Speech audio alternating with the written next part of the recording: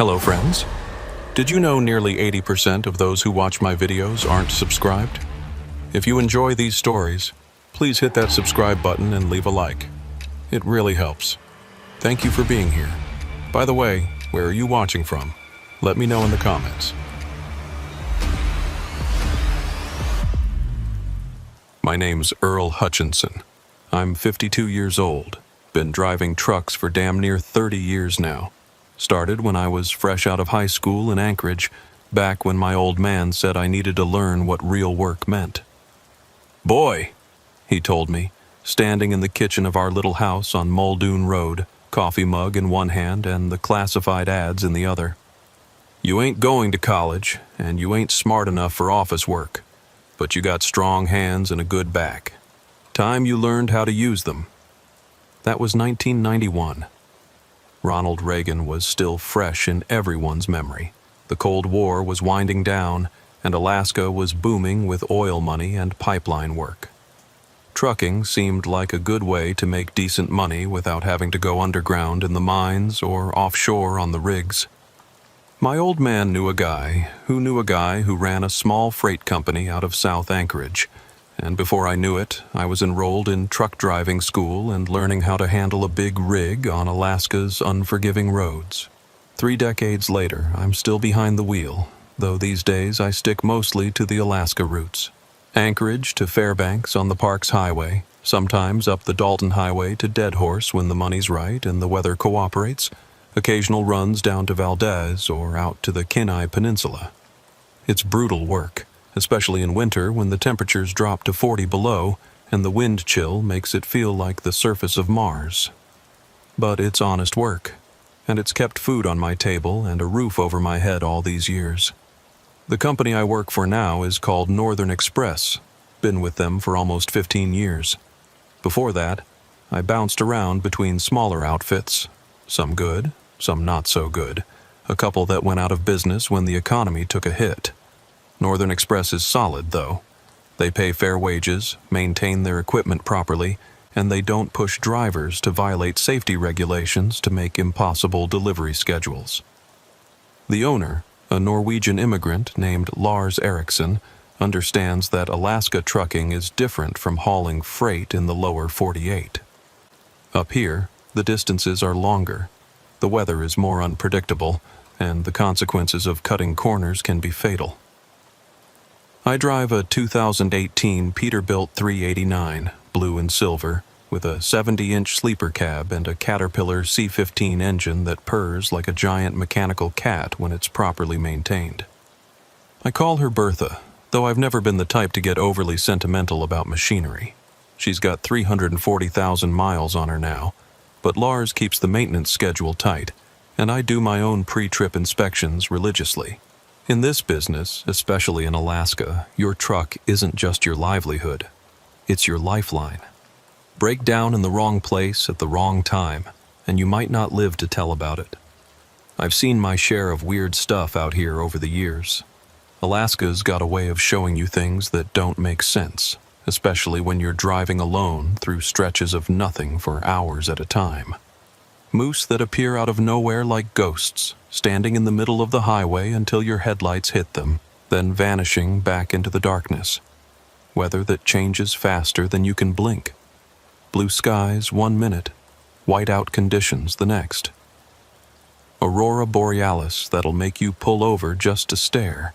Green and purple curtains dancing across the sky like something out of a dream.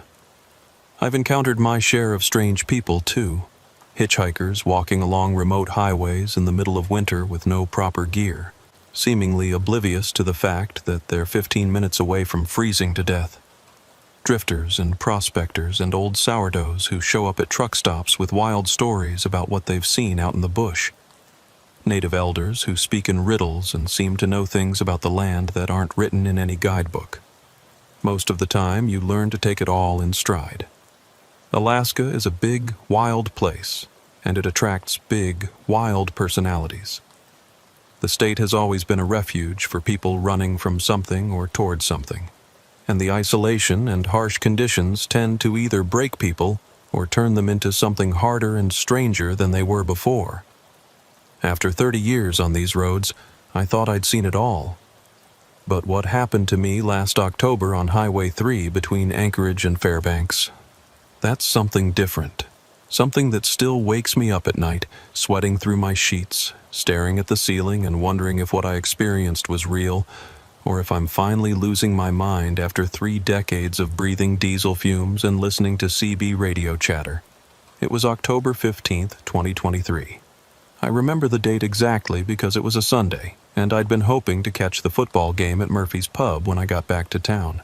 The Seahawks were playing the 49ers, and I had $20 riding on Seattle with my buddy Mike Kowalski, who drives for one of our competitor companies.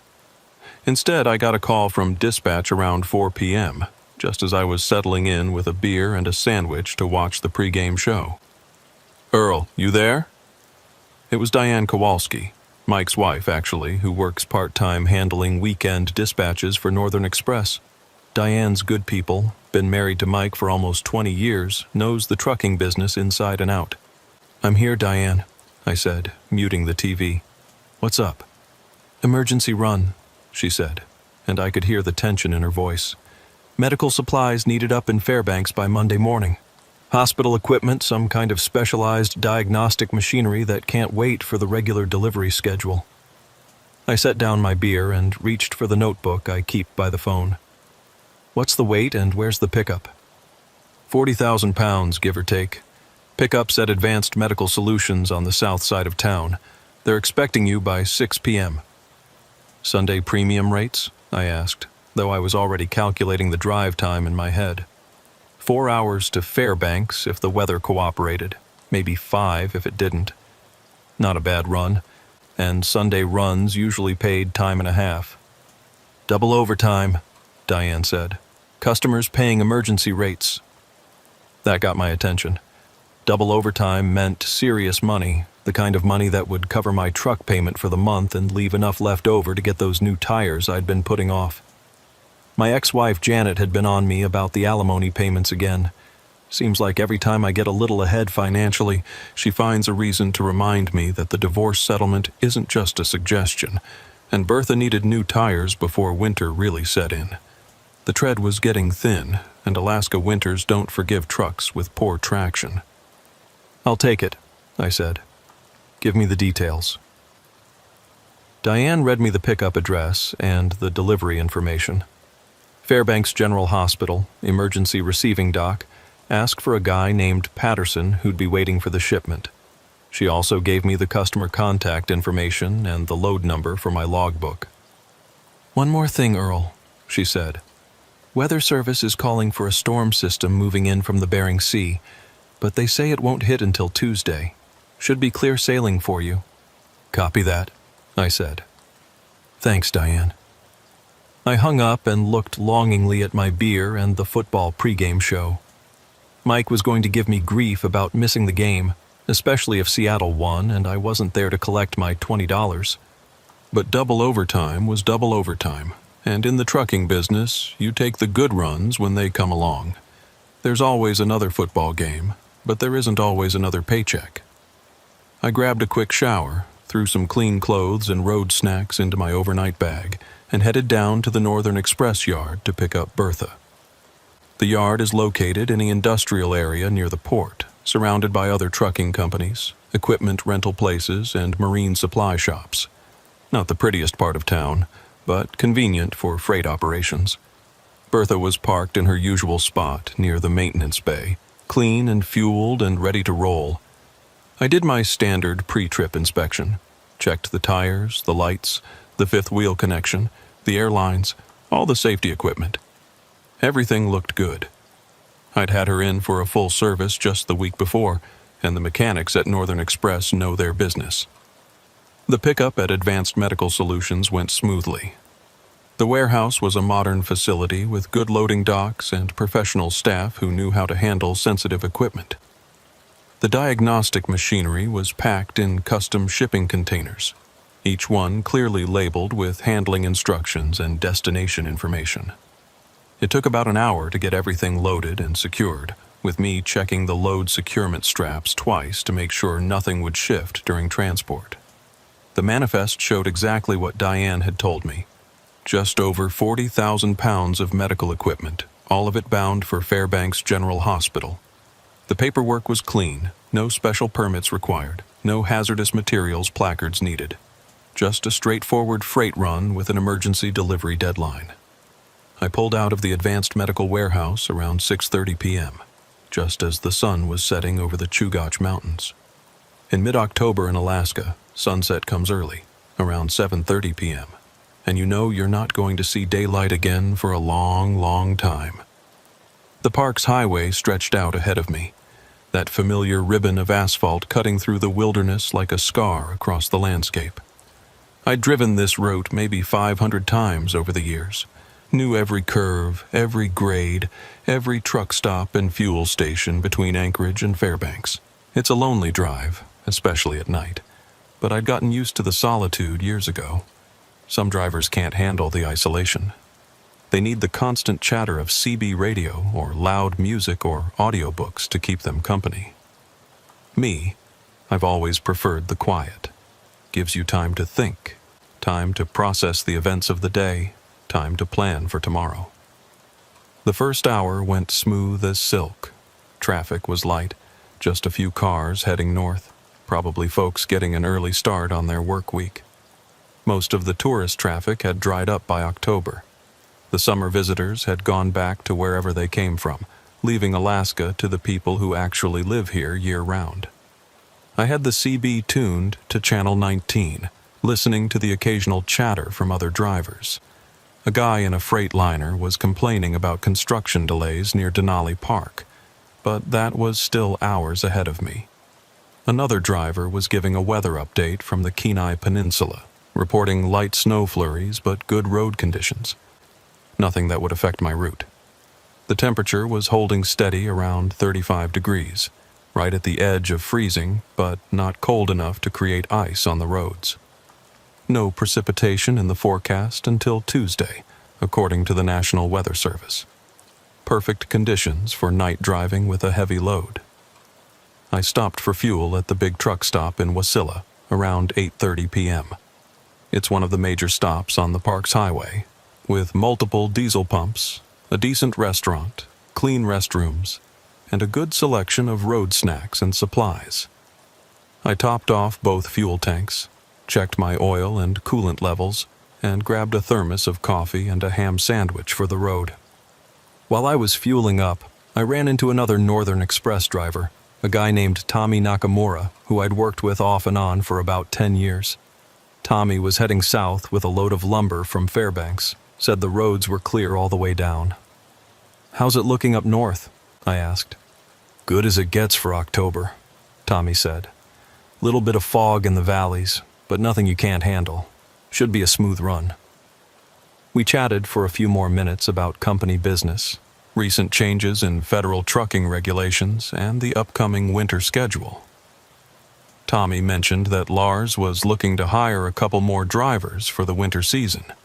Business was picking up with the oil companies gearing up for increased pipeline maintenance work. I climbed back into Bertha around 9 p.m. and got rolling again. The next stretch of highway runs through some of the most beautiful country in Alaska, rolling hills covered with birch and spruce forest, with the Alaska Range visible in the distance on clear days. At night, it's just darkness beyond the reach of your headlights, but you can feel the vastness out there, the weight of all that wild country pressing in around you. Around mile marker 187, just south of Talkeetna, I started noticing the fog rolling in. It came up fast the way it does sometimes in the river valleys, thick white fingers creeping across the highway like something alive. I slowed down from 70 to about 55 miles per hour, flipped on my fog lights, and settled in for a more careful drive. Fog is one of the trickier driving conditions you encounter in Alaska trucking. It's not like snow or ice, where at least you can see what you're dealing with. Fog is deceptive. It can look light and manageable from a distance, then suddenly become thick as cotton when you're in the middle of it. And it tends to come and go in patches, which means your visibility can change from a quarter mile to 10 feet in a matter of seconds. You don't rush when visibility drops like that. not with 40,000 pounds of delicate medical equipment behind you. The load was worth more than my annual salary, and the hospital was counting on it to be delivered in perfect condition. Better to arrive a little late than to arrive with a trailer full of broken equipment because I tried to maintain highway speed in dangerous conditions. That's when I saw him. He was standing on the shoulder just outside Talkeetna, right where the fog was thickest. Tall guy, maybe 6'2", wearing a dark jacket and jeans. Had his thumb out, classic hitchhiker pose, though he wasn't making much effort to flag me down, just standing there with his thumb extended, like he knew someone would eventually stop. Now, I don't usually pick up riders. Company policy discourages it for liability reasons, and you never know what kind of trouble you might be inviting into your cab. I've heard stories from other drivers about hitchhikers who turned out to be thieves or worse, people who wait for good Samaritans to stop and then rob them or steal their trucks. It's not common, but it happens often enough to make you cautious. But something about this guy made me slow down. Maybe it was the way he was standing there so still, like he'd been waiting for hours without getting impatient or discouraged. Maybe it was the fog swirling around him, making him look almost ghostly in my headlights. Or maybe it was just that I'd been driving alone for 3 hours and wouldn't mind some company for the long haul ahead. The other thing was the location. Talkeetna is a small town, maybe 800 people, and it's not exactly on the beaten path for casual travelers. Anyone standing on the highway outside Talkeetna at night in October either lived there or had a damn good reason for being there, and if he lived there, he probably knew enough about Alaska survival to not be standing around without proper gear unless he was in genuine trouble. I pulled over about 50 feet past him, air brakes hissing as I brought the big rig to a stop. In my side mirror, I watched him jog up to the passenger door. He moved kind of stiff, like his joints weren't working quite right, but I figured that was probably because he'd been standing in the cold for a while. When he climbed up to the cab door, I got my first good look at him through the window. He was younger than I'd thought from a distance, maybe early 30s, with dark hair and pale skin. Clean-shaven, not like a lot of the drifters and seasonal workers you see thumbing rides out here. His clothes were nice too. Not brand new, but clean and well-maintained. Dark blue jacket that looked like it might be wool, good jeans, decent boots. Not the kind of gear you'd expect from someone who'd been living rough or traveling on a shoestring budget. What struck me most were his eyes. Dark, almost black, and they had this intensity to them, like he was looking right through you to something else, but not in a threatening way, more like he was carrying some heavy thoughts and trying to figure out how to express them. "Thanks for stopping," he said when I rolled down the window. His voice was quiet, polite, with just a hint of what might have been an Alaska accent. "I really appreciate it." "Where are you headed?" I asked. "Fairbanks," he said. "Going home." Well, that was convenient. Same direction I was going, and it would give me someone to talk to during the long stretch through Denali Park and beyond. I told him to climb in, and he did, settling into the passenger seat with a grateful sigh. He was carrying a small duffel bag, olive green canvas, looked like military surplus. He set it down between his feet and buckled his seatbelt. "Name's Danny," he said, extending his hand. "Danny Morrison."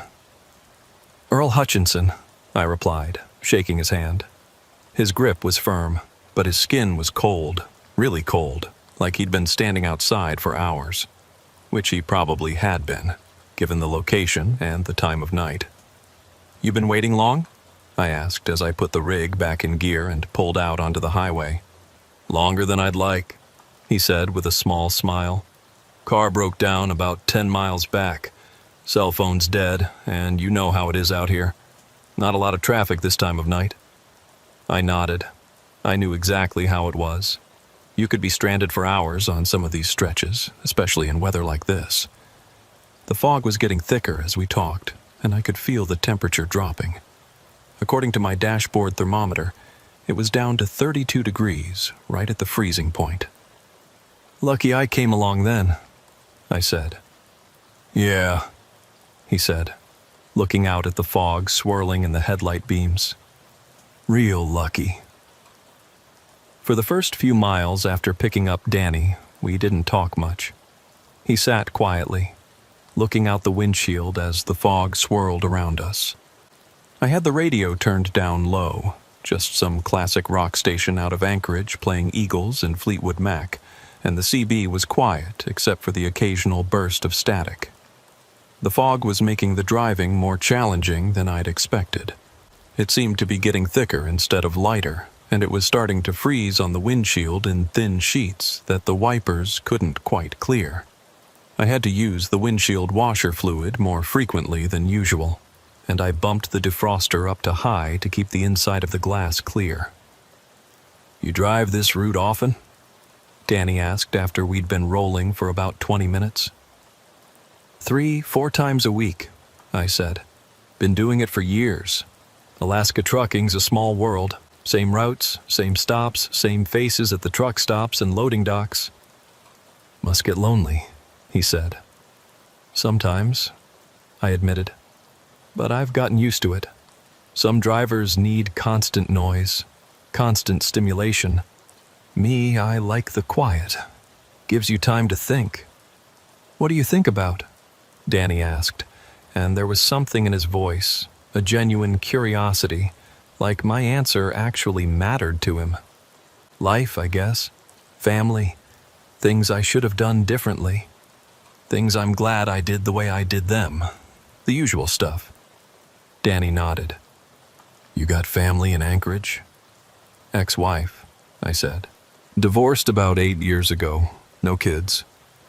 What about you? You from Fairbanks originally? Born and raised, he said. Left for a while, but I'm coming back home now. You know how it is. Alaska gets in your blood. Hard to stay away for long. I knew exactly what he meant. I'd left once myself, back in my 20s, tried to make it in Seattle driving delivery trucks for a beverage distributor. The money was better, and the weather was easier. But I lasted about 2 years before I came crawling back to Alaska. There's something about this place.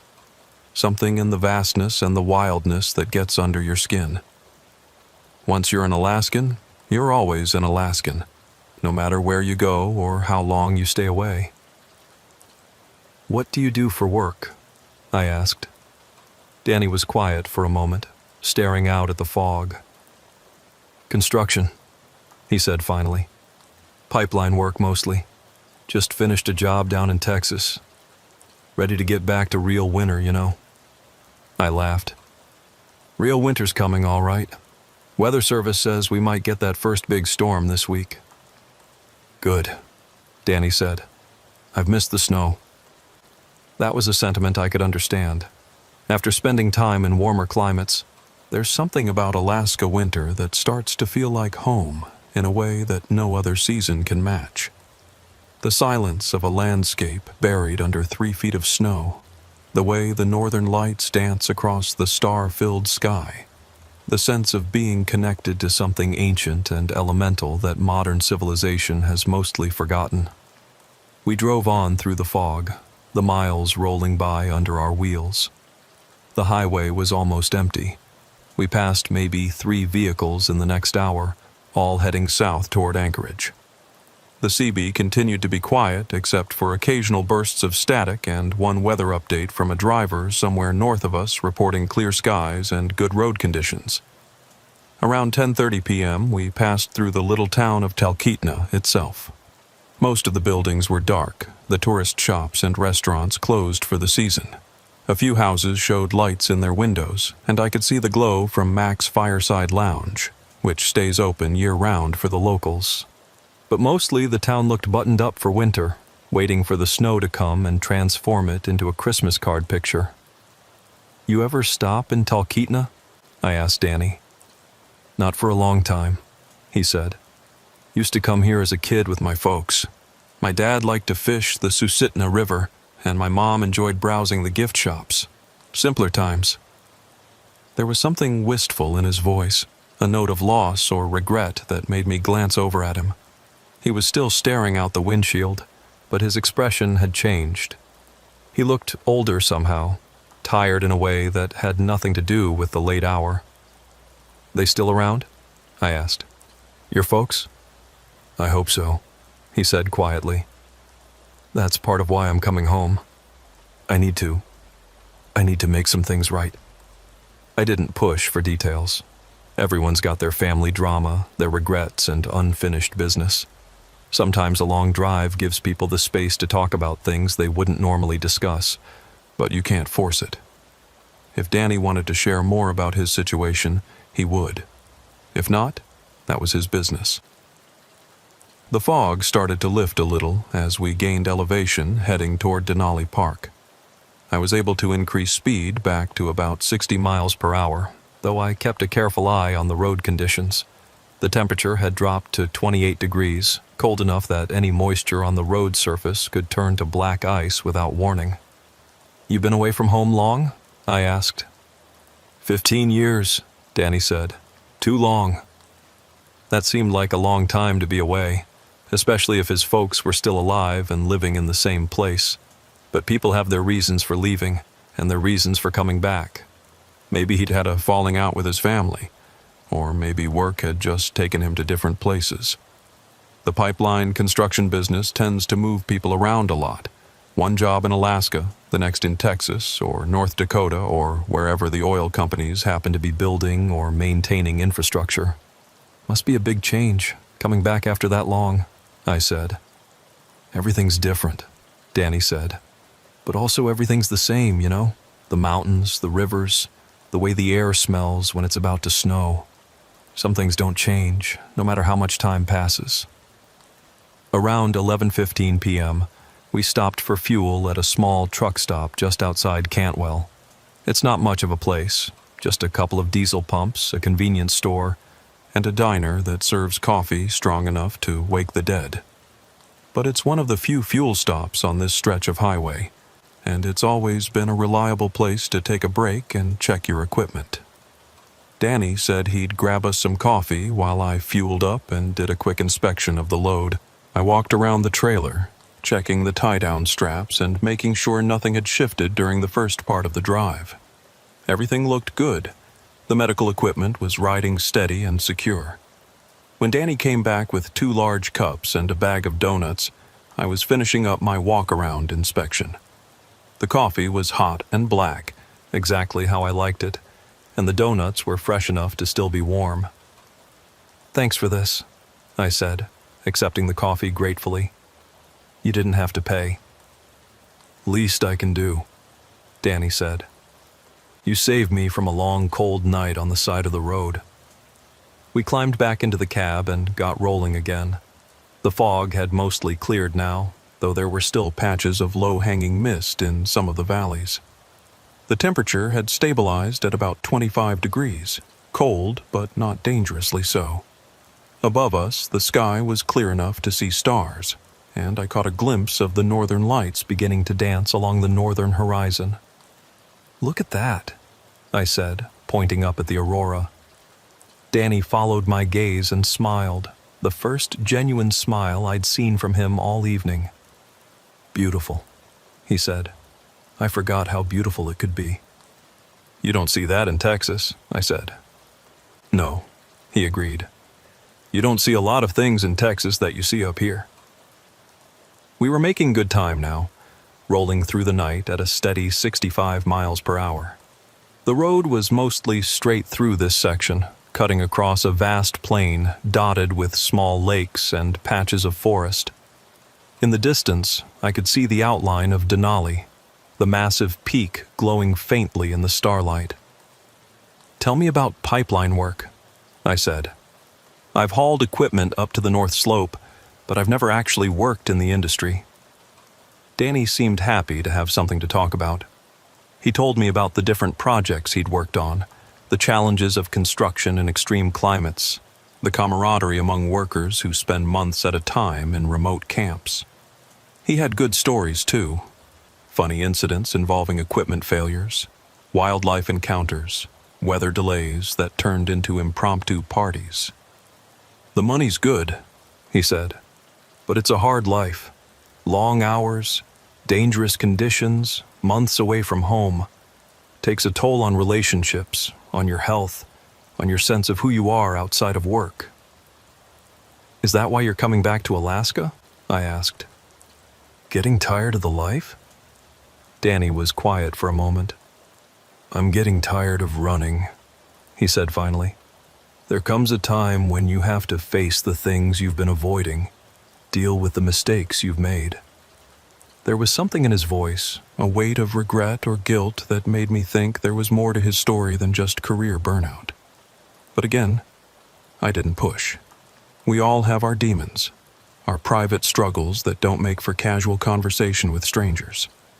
Around 12:30 a.m., we passed through Denali Park. The visitor center was dark, closed for the season, but you could see the outline of the mountains in the distance when the clouds broke. The park is 6 million acres of wilderness, home to grizzly bears, wolves, caribou, and Dall sheep. In summer, it's packed with tourists from around the world. In winter, it belongs to the animals and the few hardy souls who work there year-round. Ever been inside the park? I asked Danny. Once, he said, when I was 17. Went camping with some friends the summer before I left home. Good memories? Danny shrugged. Mixed. It was a good trip, but it was also the last time I did something like that with friends from home. After that, everything changed. I sensed there was a story there, but Danny didn't seem inclined to share it.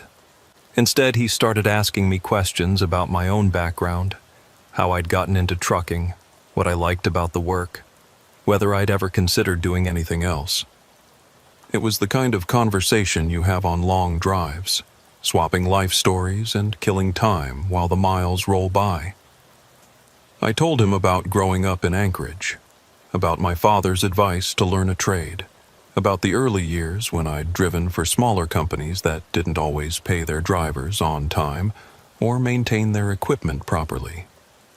I told him about my ex-wife, Janet, how the demands of long-haul trucking had contributed to the breakdown of our marriage, about the struggle to find the right balance between work and personal life in a job that requires you to be away from home for days at a time. You ever regret it? Danny asked. The trucking, I mean. Sometimes, I admitted.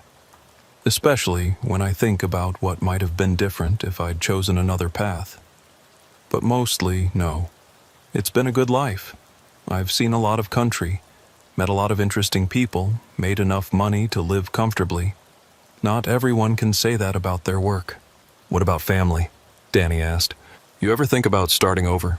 Maybe finding someone new? I'd thought about it, especially in the years immediately after the divorce. But dating is complicated when you're on the road 3 or 4 days a week, and I'd reached an age where I was probably set in my ways. Besides, I'd learned to appreciate the solitude that trucking provides. There's something to be said for a life where your main relationships are with the road, the truck, and the ever-changing landscape outside your windshield. Maybe someday, I said, but I'm in no hurry. What about you? You got someone waiting for you in Fairbanks? Danny shook his head. No, nobody waiting. That's part of the problem, actually. I've spent so much time running from my past that I forgot to build a future. It was approaching 1 a.m. when we started the long climb toward Fairbanks. The highway here cuts through some of the most beautiful country in Alaska, rolling hills covered with birch and spruce forest, wide valleys dotted with small lakes. In summer, it's green and lush and alive with wildlife. In winter, it's buried under snow and transformed into something that looks like the surface of an alien planet. The traffic was almost non-existent now. We hadn't passed another vehicle in over an hour, and the CB continued to be quiet except for the occasional burst of static. It was just us and the highway, cutting through the darkness toward our destination. You know, Danny said, breaking a long stretch of comfortable silence. I really appreciate you picking me up tonight. Most drivers wouldn't have stopped. Most drivers are smarter than I am, I said with a laugh. Company policy says we're not supposed to pick up hitchhikers. Liability issues. But you stopped anyway. Yeah, well, sometimes company policy doesn't account for human decency. You looked like you needed help, and I was going in the right direction anyway. Danny nodded. Still, I'm grateful. I was starting to think I might be stuck out there all night. Where exactly did your car break down? I asked. Might be worth calling a tow truck when we get to Fairbanks, see if it's something that can be fixed. Danny was quiet for a moment. It's not worth fixing, he said finally. Old car, more problems than it's worth. I was planning to just abandon it. That seemed odd. Even an old car with mechanical problems usually has some salvage value, and towing companies in Alaska are used to dealing with vehicles that break down in remote locations. But maybe Danny was right. Maybe the car was so far gone that it wasn't worth the cost of towing and repairs. Around 1:30 a.m., we started seeing the glow of Fairbanks in the distance. It's not a big city by lower 48 standards. Maybe 30,000 people in the city proper, maybe double that if you count the surrounding area. But after hours of driving through empty wilderness, those city lights are a welcome sight. Almost home, I said. Yeah, Danny said, but there was something in his voice, a nervousness or uncertainty that hadn't been there before. Almost home. You okay? I asked. You sound a little nervous. Danny gave a weak smile. It's just been a long time. I'm not sure what to expect. I could understand that. Coming home after a long absence can be more stressful than leaving in the first place. People change, places change, and sometimes the home you remember doesn't exist anymore except in your memory. Family know you're coming? I asked. No, Danny said. I wanted it to be a surprise. That could go either way, depending on the circumstances of his departure and the relationships he'd left behind. Surprise homecomings are great in movies, but in real life they can be complicated, especially if there had been unresolved conflicts or hurt feelings. We hit the outskirts of Fairbanks around 2 a.m. The city was mostly asleep, just a few late-night businesses still showing lights. I knew the route to the hospital from memory, north on the Parks Highway, then east on College Road to the medical center. The delivery dock would be open 24 hours for emergency shipments like this. Hospital first, I told Danny. Then I'll run you out to your folks' place. No rush, he said. I've waited this long. Another hour won't matter. The delivery at Fairbanks General went smoothly. The hospital loading dock was well lit and properly staffed, even at this ungodly hour. A guy named Patterson was waiting for me, just like Diane had said he would be. He had a crew of technicians ready to unload the diagnostic equipment and transport it immediately to wherever it was needed. It took about 45 minutes to get everything unloaded and the paperwork completed. I did my usual post-delivery inspection, checking for any damage to the trailer or problems with the truck that might have developed during the trip. Everything looked good. Bertha had performed flawlessly, as she always did when properly maintained. Danny waited in the cab during the whole unloading process, dozing fitfully in the passenger seat. I could see him in the side mirror, head leaning against the window, but his sleep seemed restless. Every few minutes he'd shift position or mutter something under his breath. When I climbed back into the driver's seat, he stirred awake immediately, like he'd been listening for my return. All done? He asked, rubbing his eyes. All done, I confirmed. Now let's get you home. I'd looked up the Steese Highway on my GPS while we were unloading, and I could see the general area Danny had described. The highway ran northeast out of town, crossing the Chena River about 12 miles out. From there, it continued toward Central and the old mining country. I figured Birch Lane must be one of those residential roads that branched off toward the older homesteads. You sure you remember how to get there? I asked as we pulled out of the hospital parking lot. It's been 15 years. I could find it blindfolded, Danny said with confidence. Some things you don't forget. We drove through the sleeping city and out onto the Steese Highway. Fairbanks at 3 a.m. is a different place than Fairbanks during the day. The streets are empty except for the occasional police cruiser or snowplow getting ready for the winter season. Most of the businesses are dark, their neon signs turned off for the night. Even the bars had closed by now, leaving only the 24-hour gas stations and the hospital emergency room showing any signs of life. Danny seemed more alert now, sitting up straight and watching the familiar landmarks go by. He pointed out a few places he remembered. A gas station where he used to buy candy as a kid, a small diner that had apparently been his family's favorite place for Sunday breakfast, a bridge over the Chena River where he said he'd caught his first salmon. "Thanks for doing this," he said as we crossed the river bridge. "Most drivers wouldn't go out of their way like this." "No problem," I said. "It's not that far out of my way, and I'm in no hurry to get back to Anchorage." The Steese Highway beyond the river was darker and more isolated than the city streets. Streetlights gave way to forest, and the only illumination came from my headlights cutting through the darkness. This part of the highway serves some of the older residential areas around Fairbanks, places where people built homesteads back when Alaska was still a territory and land was cheap for anyone willing to clear it and work it. "So, what's the plan when you get home?" I asked. "Just knock on the door and surprise them?" Danny was quiet for a moment. "I guess so. I know it sounds crazy, showing up in the middle of the night after 15 years, but I couldn't wait until morning. I've been thinking about this moment for so long, and now that I'm finally here..." "They're going to be shocked," I said. "But probably good shocked. Parents never stop worrying about their kids, no matter how old they get or how long they've been gone." "I hope so," Danny said, but there was still that uncertainty in his voice. "A lot happened before I left. Things were said, feelings were hurt. I'm not sure they'll be happy to see me." "What kind of things?" I asked, then immediately regretted the question. "Sorry, that's none of my business."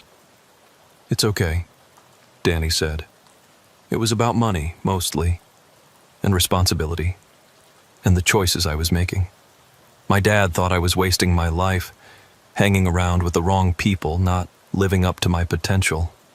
He wanted me to go to college, get a degree, make something of myself." "And you didn't want to do that?" Danny shrugged. "I was 18, thought I knew everything. College seemed like a waste of time when I could be making money working construction or in the oil fields. Plus, I was dating this girl my parents didn't approve of, and I was spending too much time partying with friends they thought were bad influences." It was a familiar story. I'd seen it played out dozens of times over the years. Young people in Alaska caught between the traditional expectations of their families and the wild anything-goes culture that the state's boom-and-bust economy tends to create. The oil money and pipeline work attract young men looking to make fast money without college degrees, and the isolation and harsh conditions create a kind of frontier mentality where rules and conventional wisdom don't always apply. "What was the final straw?" I asked. Danny was quiet for several minutes, staring out at the dark forest rolling by outside the passenger window. When he finally spoke, his voice was barely above a whisper. "Christmas Eve, 1993. I'd been out all night with my friends, drinking and raising hell. Came home drunk around 4 a.m., woke up the whole house. My dad was waiting for me in the kitchen, and he was furious. He said he was tired of my behavior, tired of making excuses for me, tired of watching me throw away every opportunity he'd worked to give me." Danny paused, and I could see him swallow hard in the glow from the dashboard lights. He said if I couldn't respect his house and his rules, then I wasn't welcome there anymore. Told me to pack my things and get out. Said I could come back when I was ready to grow up and act like a responsible adult. "And you left?" I left. Packed everything I owned into my car and drove away. I was so angry, so sure that he was wrong and I was right. I thought I'd show him, prove that I could make it on my own without his help or his approval. "But you never went back?" Danny shook his head. "I was too proud, too stubborn. I kept telling myself I'd go back when I'd made something of myself, when I could prove that his way wasn't the only way. But the years kept passing, and it kept getting harder to make that phone call or write that letter. Eventually, it felt like too much time had passed, like too much water had gone under the bridge. I understood that feeling. Pride is a powerful thing, and sometimes it can keep you trapped in patterns of behavior long after they stop making sense. I'd seen it with my own father, who died 5 years earlier without us ever really resolving some of our differences. The older you get, the more you realize that being right isn't always more important than being connected to the people you love. "What changed?" I asked. "What made you finally decide to come home?" Danny was quiet again, and I started to think he wasn't going to answer. Then he said, "I had a dream about them, about my parents. They were standing in the kitchen of our old house, and they looked exactly the same as they did the last time I saw them. My mother was making coffee, and my father was reading the newspaper at the kitchen table, and they were waiting for me." "Waiting for you?" "In the dream, I could see them through the window, but I couldn't get inside. I kept trying the door, but it was locked. I knocked and called out to them, but they couldn't hear me. They just kept waiting, like they knew I was coming, but couldn't understand why I wasn't coming inside." Danny's voice had gotten quieter as he told me about the dream, and there was something in his tone that made the hair on the back of my neck stand up. It wasn't just sadness or regret. There was something else, something that sounded almost like fear. "I had that same dream 3 nights in a row," he continued.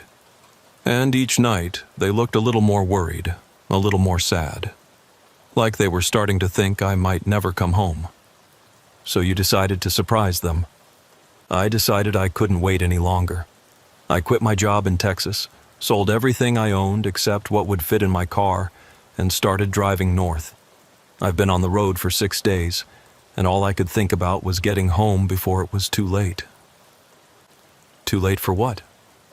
Danny didn't answer immediately. When he did, his voice was so quiet I almost didn't hear him over the sound of the diesel engine. "I don't know. I just had this feeling that if I didn't come home soon, I'd lose my chance forever."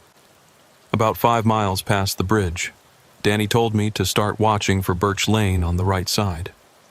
I slowed down and scanned the roadside, looking for a street sign or a mailbox or anything that might indicate a side road. The area was heavily wooded, with tall spruce and birch trees crowding close to the highway. In the darkness, it was hard to make out much detail beyond what my headlights illuminated. "Should be right around here," Danny said, leaning forward and peering out the windshield.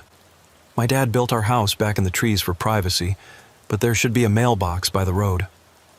I drove another mile without seeing anything that looked like a residential road or driveway. The GPS showed we were in the right general area, but there were no street signs or markers visible in my headlights. "You sure about the location?" I asked. "Maybe it's a little further up?" Danny frowned, pressing his face closer to the passenger window. "No, it should be right here. I've driven this route 1,000 times. Maybe the sign's down, or maybe they changed the name. Try that opening up ahead." I saw what he was talking about.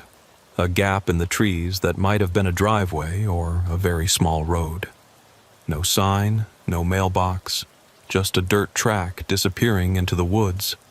It didn't look like much, but then again, a lot of the older homesteads in Alaska are accessed by roads that barely qualify as trails. "You want me to try going up there?" I asked. "I'm not sure I can get this rig turned around if it's a dead end." "Just go slow," Danny said. "If it gets too narrow, I can walk from here. I know these woods." I turned off the highway and onto the dirt track. It was barely wide enough for the truck, with tree branches scraping against the sides of the trailer. The surface was rough, full of potholes and ruts that made the cab bounce and sway. I kept the speed down to maybe 5 miles per hour, watching carefully for any sign that the road was about to narrow even further or that I was approaching a dead end. The track wound through the forest for about a 1/4 mile, climbing gradually uphill and curving to the right. I was starting to worry about getting the big rig turned around when the trees suddenly opened up into a small clearing. What I saw there made me hit the brakes and stare. There were the remains of what might have been a house, a concrete foundation, and some scattered timbers, mostly overgrown with brush and weeds. But it was clearly old, abandoned for years, maybe decades. The foundation was cracked and partially collapsed, and the few remaining pieces of lumber were gray and weathered. Nature had begun the process of reclaiming the site, with small birch and spruce trees growing up through what had once been the floor of the house. "I don't think this is right," I said, turning to Danny. "Looks like this place has been abandoned for a long time." But Danny was staring out at the ruins with an expression I couldn't quite read. His face was pale in the glow of the dashboard lights, and his hands were clenched into fists in his lap. "This is it," he said quietly.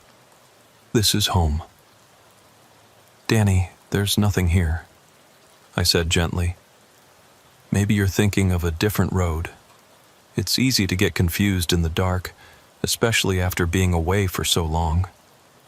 He shook his head slowly, never taking his eyes off the ruins. "No, this is the place. I recognize that big birch tree over there, and the way the clearing opens up toward the creek. This is definitely it." I looked where he was pointing. There was indeed a large birch tree at the edge of the clearing, its white bark ghostly in my headlights.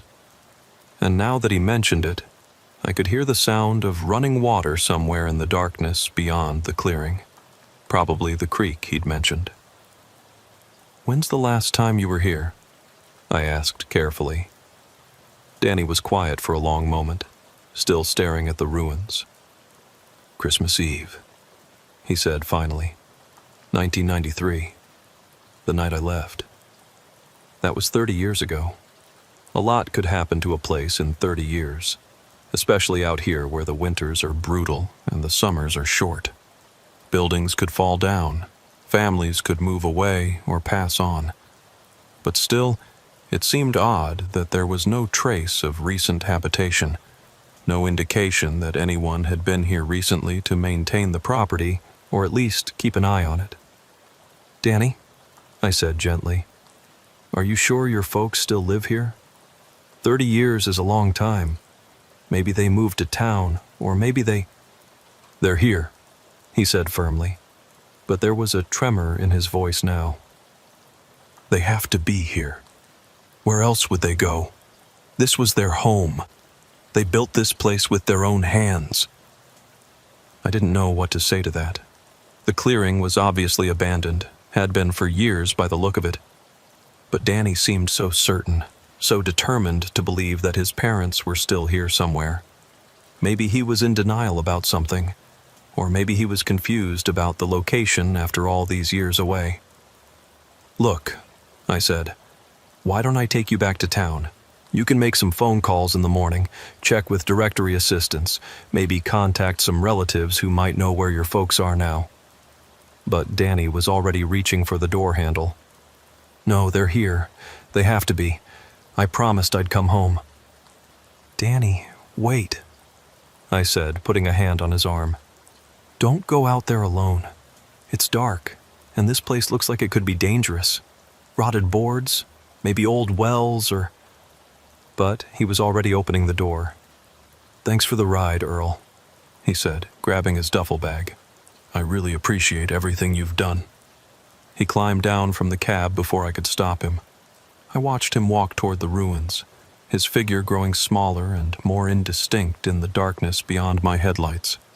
He moved with purpose, like he knew exactly where he was going, despite the fact that there was nothing there but overgrown foundation stones and rotting lumber. He stopped at what might have been the front steps of the old house and stood there for a moment, just looking. Then he called out, his voice carrying clearly in the still night air. "Mom! Dad! I'm home!" The silence that followed was absolute. No response, no movement, just the soft idling of my diesel engine and the whisper of wind through the trees. Danny stood there for what felt like a long time, waiting for an answer that didn't come. Finally, he turned back toward the truck. Even from a distance, I could see that something had changed in his posture. His shoulders were slumped, his head down. He looked defeated, lost. He walked back to the passenger side of the cab and looked up at me through the window. In the harsh glare of my headlights, his face looked younger somehow, more vulnerable. "I guess they're not here," he said quietly. "I'm sorry, Danny," I said. "Come on, get back in. We'll figure this out." But he shook his head. "No, I think I'll stay for a while. Look around, see if I can find any clues about where they went. Maybe there's something in the ruins, some indication of what happened." "Danny, you can't stay here," I said. "It's the middle of the night and this place isn't safe. Come back to town with me. We'll find a motel and you can start making inquiries in the morning." "I'll be fine," he said. "I know this place. I grew up here.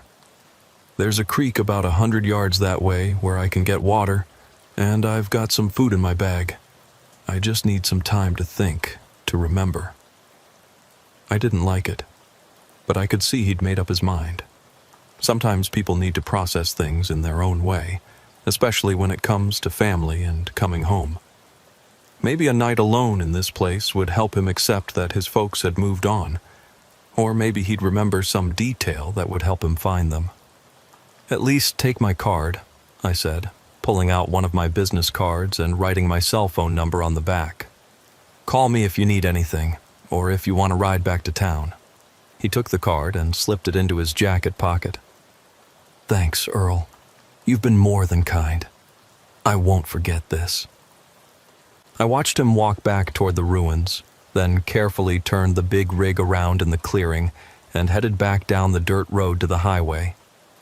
It took some maneuvering to get turned around without backing into the trees, but I managed it. As I drove away, I could see Danny in my side mirror, standing alone in the clearing, a small figure silhouetted against the darkness. The drive back to Anchorage was uneventful, but I couldn't stop thinking about Danny and his situation. Something about the whole thing bothered me, though I couldn't put my finger on exactly what. Maybe it was the way he'd been so certain his folks still lived there, even after 30 years. Maybe it was the sadness in his voice when he talked about the fight he'd had with his father. Or maybe it was just the desolation of that abandoned clearing, the sense of loss and emptiness that seemed to hang over the place like a fog.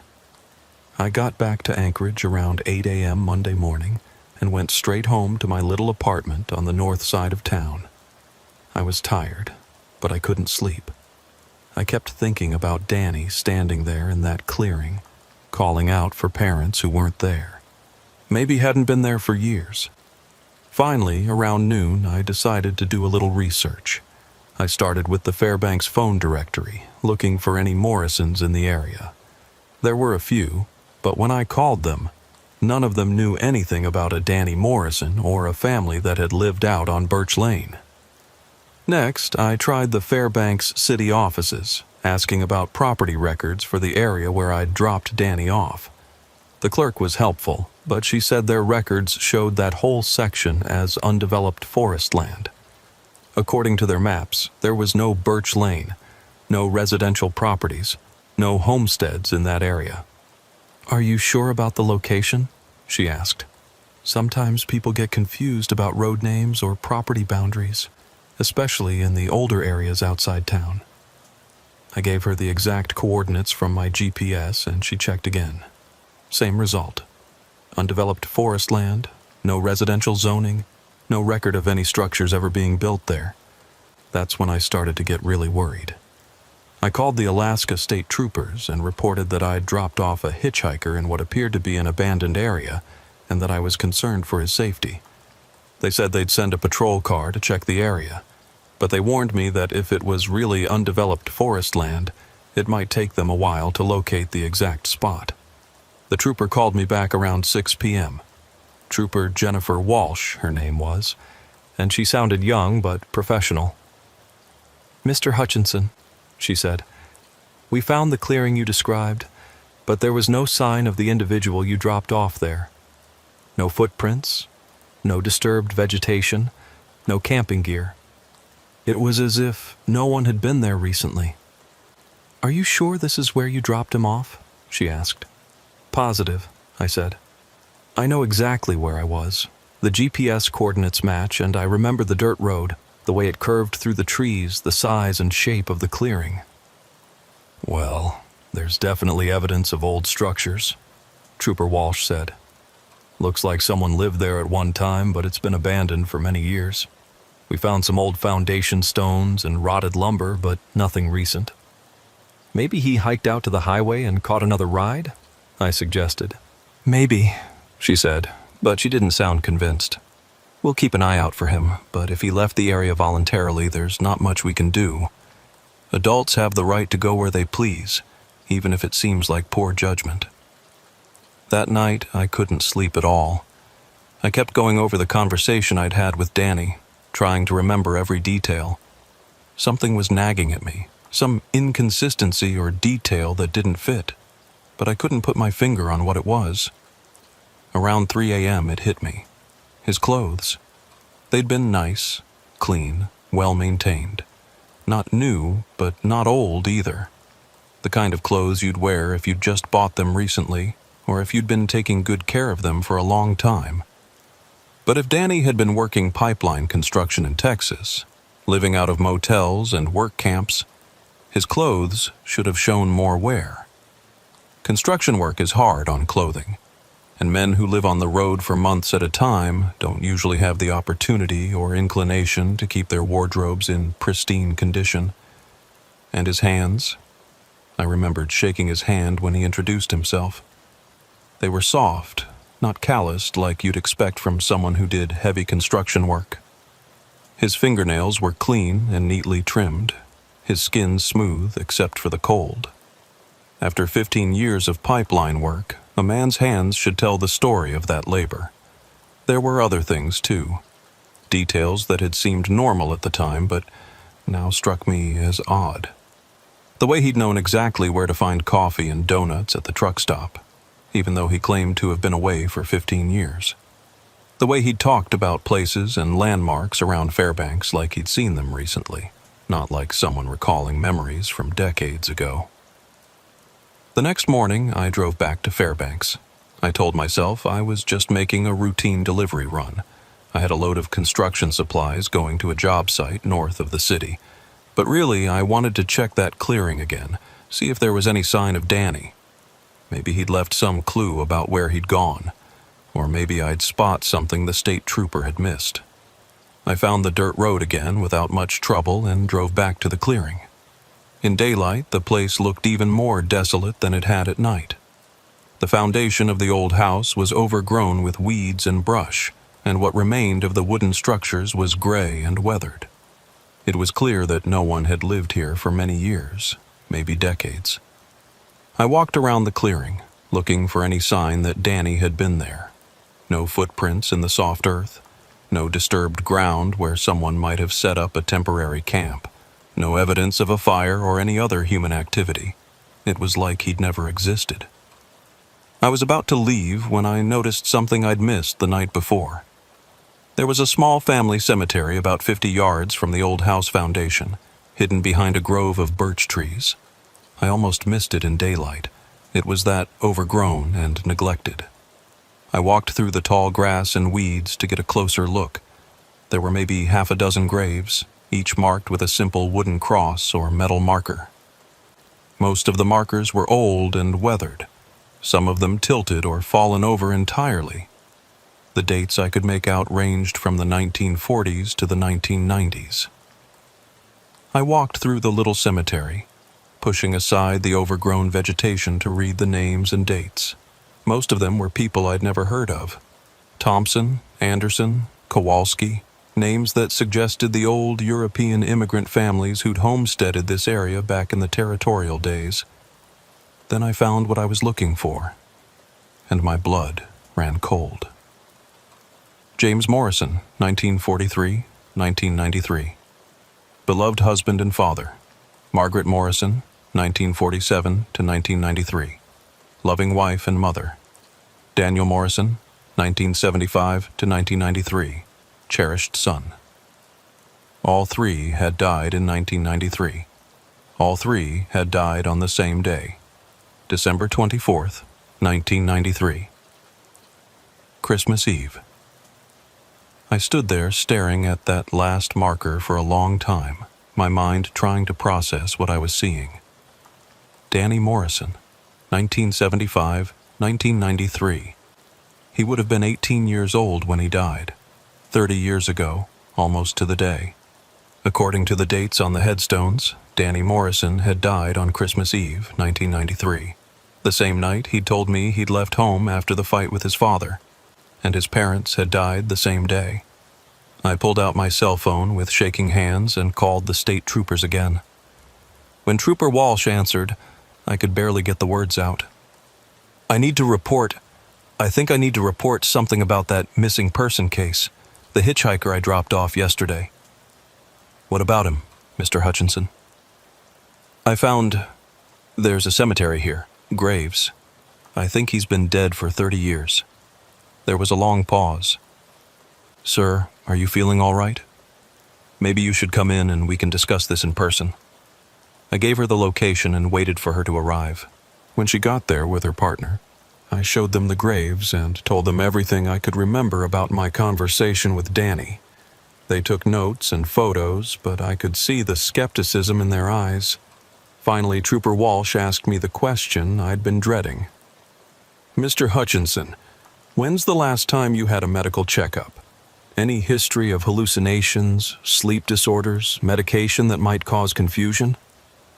I knew how it sounded. I knew how crazy the whole story was, but I also knew what I'd experienced, and I had one piece of evidence they couldn't explain away. Follow me back to my truck, I said. When we got to where I'd parked Bertha, I opened the passenger door and pointed to something on the floor of the cab. It was a large paper cup from the truck stop in Cantwell, still half full of cold coffee. The cup Danny had bought for himself when we'd stopped for fuel. I didn't put that there, I said. And there's no way it could have been left from a previous trip. I keep my cab clean, and I never leave trash lying around. Trooper Walsh examined the cup carefully, took some photos, and finally sealed it in an evidence bag. We'll run it for fingerprints, she said, though I have to warn you not to expect much. Paper cups aren't the best surface for lifting prints. But she was wrong about that. The fingerprint results came back 2 weeks later. The prints on the cup matched prints on file for Daniel Morrison, who had been reported missing on December 23, 1993, after he'd left his family's home following an argument with his father. According to the police report, Danny had stormed out of the house around midnight on December 23rd, after a heated argument about his behavior and his future. His parents had expected him to cool off and come home by Christmas morning, but he never did. His car had been found 3 days later at the bottom of a steep ravine about 10 miles from the family homestead. The vehicle had gone off the road during an ice storm on Christmas Eve, apparently while Danny was trying to drive back home. He'd died on impact. The report noted that Danny's parents, James and Margaret Morrison, had been devastated by their son's death. They blamed themselves for the argument that had driven him out of the house, and they never recovered from the guilt and grief. On the same day their son's body was found, they had taken their own lives in their home. The property had been abandoned ever since. No relatives had come forward to claim it, and the state had eventually taken possession of the land for back taxes. The house had been left to deteriorate naturally, and nature had slowly begun the process of reclaiming the homestead. Trooper Walsh called me personally with the results. Her voice was quiet, subdued. Mr. Hutchinson, she said, I've been a trooper for 8 years, and I've seen a lot of things I can't explain. But this is something else entirely. What do you think happened? I asked. She was quiet for a long moment. Honestly, I think maybe some people get lost between here and wherever they're supposed to go next. And maybe sometimes they need help finding their way home. But why me? Why did he appear to me? I don't know, she said. Maybe because you were the kind of person who would stop to help a stranger. Maybe because you were going in the right direction. Or maybe it was just chance. I never drove the Steese Highway extension again after that. Couldn't bring myself to do it. Even though the rational part of my mind tried to find logical explanations for what had happened, I knew what I'd experienced. I'd given a ride to a man who'd been dead for 30 years. A man who was still trying to get home to parents who'd died of grief over his loss. For weeks after the incident, I couldn't stop thinking about Danny Morrison. I researched the family as much as I could, talked to old-timers in Fairbanks who remembered them, tried to piece together the story of what had happened in that house on Christmas Eve, 1993. What I learned painted a picture of a family destroyed by a moment of anger and pride. James Morrison had been a hard-working man, a carpenter who'd built his family's home with his own hands back in the 1970s. He'd grown up poor in Minnesota and had come to Alaska looking for opportunity and a fresh start. Margaret had been a school teacher, originally from Oregon, who'd met James at a church social in Fairbanks and fallen in love with both him and the wild beauty of Alaska.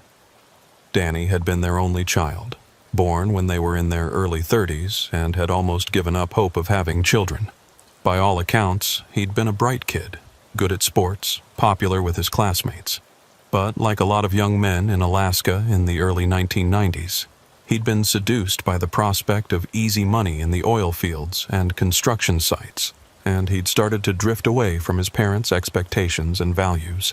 The people I talked to remembered the family as close-knit and loving, which made the tragedy even more heartbreaking. If James Morrison hadn't lost his temper that night, if Danny hadn't been so stubborn and proud, if the ice storm hadn't hit just as Danny was driving back to apologize, any one of those factors might have changed the outcome. Instead, a family that loved each other was destroyed by a perfect storm of bad timing, harsh words, and unforgiving weather. The more I learned about the Morrison family, the more I understood why Danny's spirit might still be wandering, still trying to get home. He'd died before he could make things right with his parents, before he could apologize for the hurtful things he'd said, before he could prove to them that their love and guidance had mattered to him after all. And his parents had died believing that they'd failed as parents, that their last conversation with their son had been an angry one, that he'd died thinking they didn't love him. Sometimes, late at night when I'm driving the lonely stretches of Alaska Highway, I think about Danny Morrison. I hope he found his way to wherever he was supposed to be. I hope he finally made it home to the people who loved him, even if it took 30 years and the kindness of a stranger to get him there. But I also think about the lessons his story teaches, about the importance of not letting pride and anger drive wedges between the people we love, about the danger of assuming there will always be time to apologize, to make things right, to say the words that need to be said. I think about my own relationship with my father, how we'd had our differences over the years but had always managed to work them out before it was too late.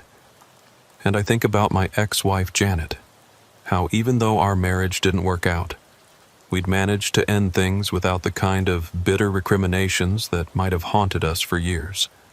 Not everyone is that lucky. Sometimes people die with things left unsaid, with relationships left unrepaired, with love left unexpressed.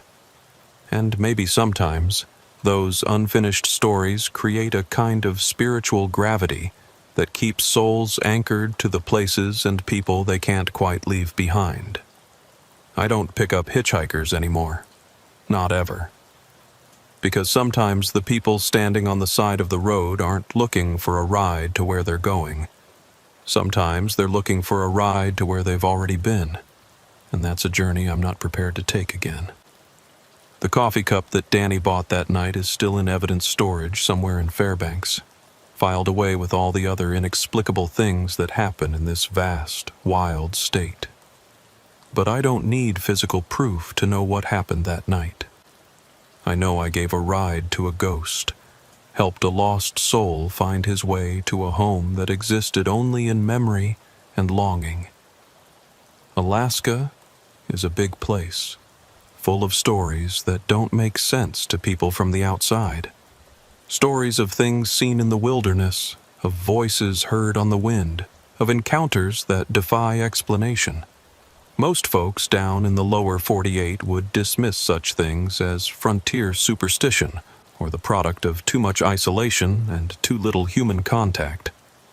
But those folks have never driven alone through the Alaskan night, never felt the weight of all that emptiness pressing down around them. They've never stopped to help a stranger on a dark highway and found themselves part of a story that began decades before they were born. I'm 52 years old now, and I've been driving these roads for 30 years. I've seen the aurora borealis dance across the sky like the spirits of the dead, felt the earth shake beneath my wheels during the big earthquakes, watched the seasons change from endless winter darkness to endless summer light and back again. This country gets into your blood, becomes part of who you are, and it never lets you go. But it also teaches you that there are more things in heaven and earth than are dreamt of in our philosophy, as the old saying goes. It teaches you that the line between the living and the dead isn't always as clear as we'd like to think. And it teaches you that sometimes the greatest kindness you can show a stranger is to help them find their way home, even if home is a place that exists only in memory and in the space between one heartbeat and the next. Danny Morrison found his way home that night. I'm sure of it. And maybe that's all any of us can hope for in the end. That when our time comes, when we're the ones standing on the side of the road with our thumb out, someone will stop and give us that ride. Because in the end, we're all just trying to get home. Even now, 5 months later, I sometimes wake up in the middle of the night thinking about that drive. I remember the weight of the fog pressing down around the truck, the way Danny's voice sounded when he talked about coming home, the absolute stillness of that abandoned clearing when I left him there. But mostly I remember the coffee cup. That paper cup with Danny's fingerprints on it sits in an evidence locker in Fairbanks, a piece of physical proof that something impossible happened on a foggy October night. The state troopers don't know what to do with it. It doesn't fit into any category of evidence they're trained to handle. How do you file a report about a ghost who bought coffee at a truck stop? Trooper Walsh has become something of an unofficial expert on unexplained phenomena in Alaska. She tells me that my case isn't unique, that the state gets reports of similar incidents several times a year. Hitchhikers who disappear, drivers who give rides to people who turn out to have been dead for years, passengers who know things about places they've never been or remember events that happened before they were born. Alaska's different, she told me during one of our conversations. The distances, the isolation, the extremes of weather and light and darkness. Maybe all of that creates conditions where the normal rules don't always apply. I've learned to live with the uncertainty, the knowledge that I experienced something that can't be explained by any rational framework I understand. It's changed me in ways I'm still figuring out. I'm more careful about the words I speak in anger, more conscious of the relationships I might be taking for granted. I call my ex-wife more often than I used to, not because I want to get back together, but because life is short and unpredictable, and sometimes people don't get second chances to say what needs to be said. I've also become something of an informal counselor for other drivers who've had similar experiences. Word gets around in the trucking community, and every few months someone will seek me out at a truck stop or call the company asking to speak with that driver who picked up the ghost. They want to tell their own stories, to talk to someone who won't look at them like they're crazy or suggest they need professional help. There's Jimmy Kowalski, who swears he gave a ride to a woman in a white dress who turned out to have died in a car accident on the same stretch of highway 20 years earlier. There's Maria Santos, who picked up an elderly native man outside of talk, who spoke to her in perfect English about places she'd never been, then vanished from her passenger seat while she was stopped at a rest area. There's Bob Fletcher, who found a child's toy in his cab after giving a ride to a family that, according to local records, had perished in a house fire decades before he was born. The stories are all different, but they share common elements. Isolated highways, fog or bad weather, passengers who seem ordinary until you start noticing the details that don't quite add up, and always some small piece of physical evidence left behind. A coffee cup, a hair ribbon, a toy, a piece of paper with writing on it. Proof that something happened, even if we can't explain what. I've started keeping a journal of these encounters, partly for my own peace of mind and partly because I think someone should be documenting these experiences. Maybe someday, someone smarter than me will be able to make sense of the pattern, to understand what creates the conditions that allow the dead to hitchhike rides from the living. Or maybe that's not the point. Maybe the point is simpler than that. Maybe the point is just that love doesn't end when life does. That the bonds between people can be stronger than death, stronger than time, stronger than the physical laws that are supposed to govern how the world works. Maybe Danny Morrison appeared on that highway because his love for his parents was so strong that it created a kind of beacon, a signal that called out across 30 years of separation to find someone who could help him get home. I think about that a lot these days, especially when I'm driving alone through the long Alaska nights. I think about the power of unfinished business, the weight of words left unspoken, the gravity of love that refuses to be contained by something as simple as death. And I think about the fact that, in some cosmic sense, I was exactly where I needed to be on that October night. That out of all the drivers who might have been on that stretch of highway at that particular moment, Danny Morrison found the one who would stop, who would listen, who would take him home even though home turned out to be a place that existed only in memory and grief.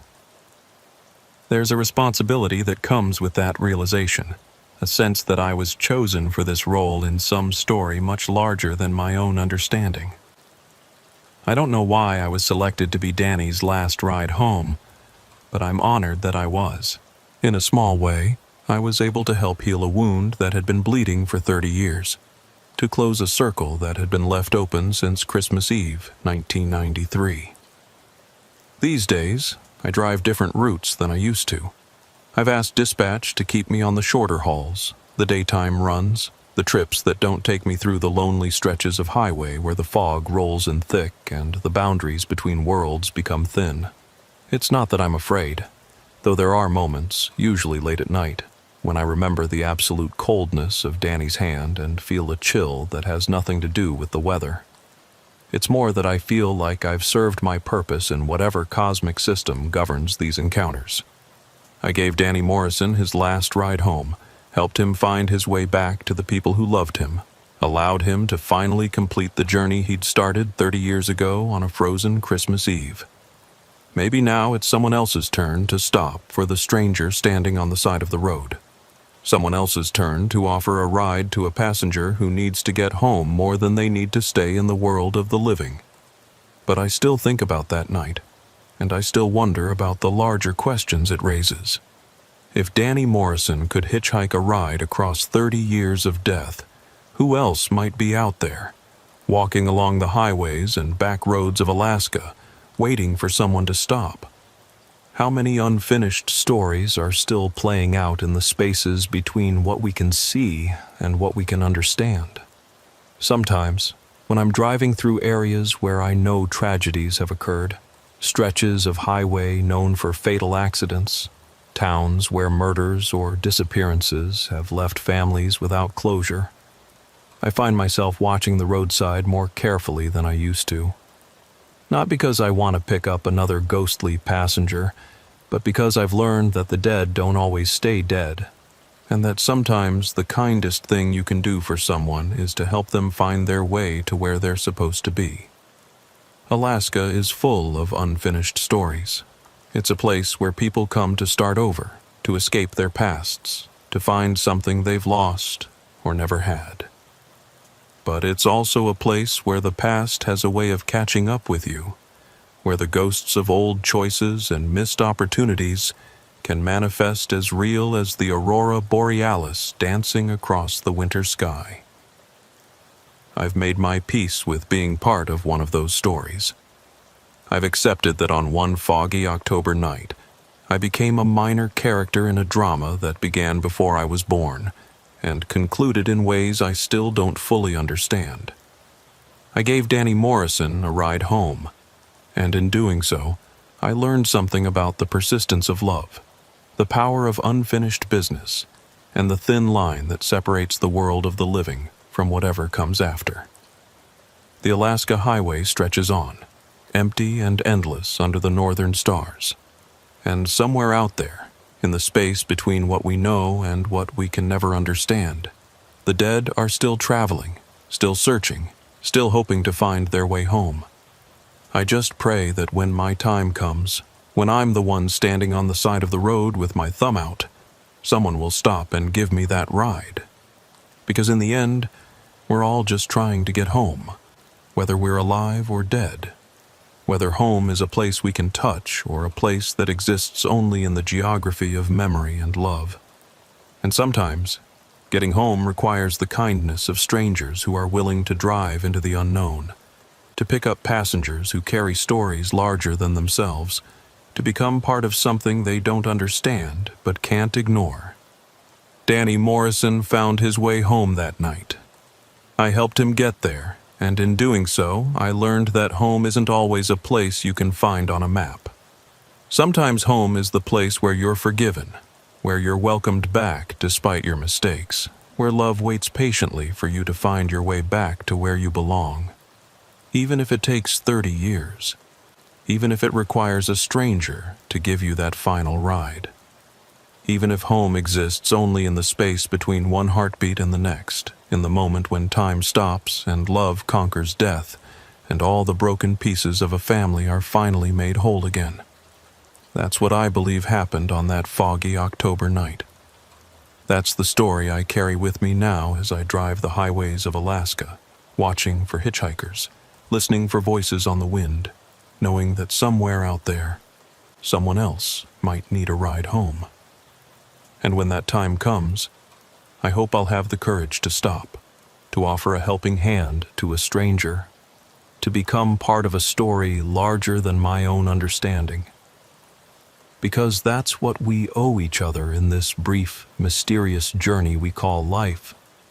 The willingness to help each other find our way home, no matter how far we've traveled or how long we've been lost. The road goes on forever, winding through wilderness and memory, through the land of the living and the country of the dead. And somewhere along that endless highway, love is waiting to guide us home.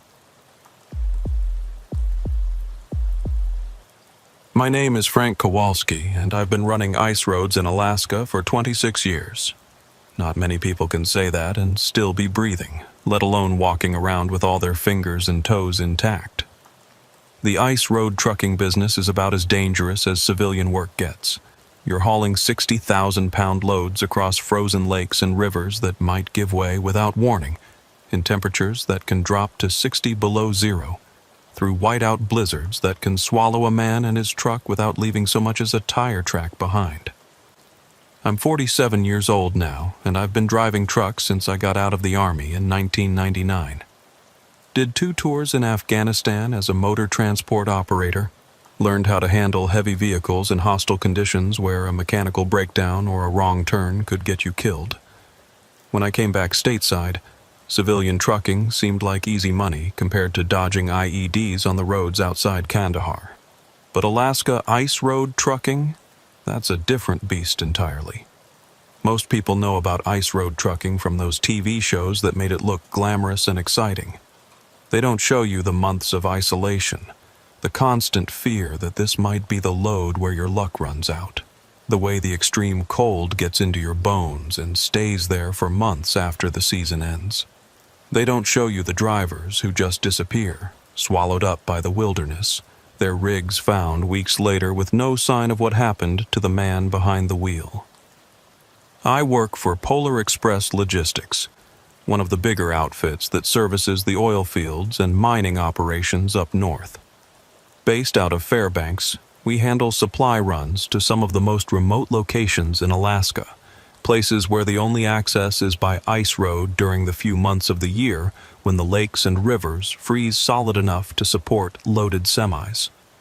The rest of the year, these locations are cut off from the outside world except for emergency supply flights that cost more per pound than most people make in a day. The season typically runs from late December through early April, depending on weather conditions and ice thickness. Every year it's different. Some winters the ice forms thick and early, giving us a long season to make our money. Other years, climate change and unpredictable weather patterns cut the season short, leaving drivers scrambling to make enough to carry them through the off-season. I specialize in the Dalton Highway corridor and the ice roads that branch off from it. The James Dalton runs north from Livengood to Deadhorse, following the route of the Trans-Alaska Pipeline through some of the most brutal terrain on the continent. It's a 400-mile journey through wilderness so remote that a breakdown can turn into a survival situation in minutes. During ice road season, we use that highway as a jumping-off point to reach mining camps, oil exploration sites, and research stations that can only be supplied by truck during the winter months. My rig is a 2019 Kenworth W900, specially modified for ice road work. Extended-range fuel tanks, auxiliary heating systems, reinforced transmission and differential, special low-temperature tires with aggressive tread patterns. The cab is equipped with survival gear that could keep me alive for a week if I had to abandon the truck. Cold weather sleeping bag rated to -40, emergency food and water, satellite communication equipment, flare gun, the works. In this business, your truck isn't just your livelihood, it's your life support system.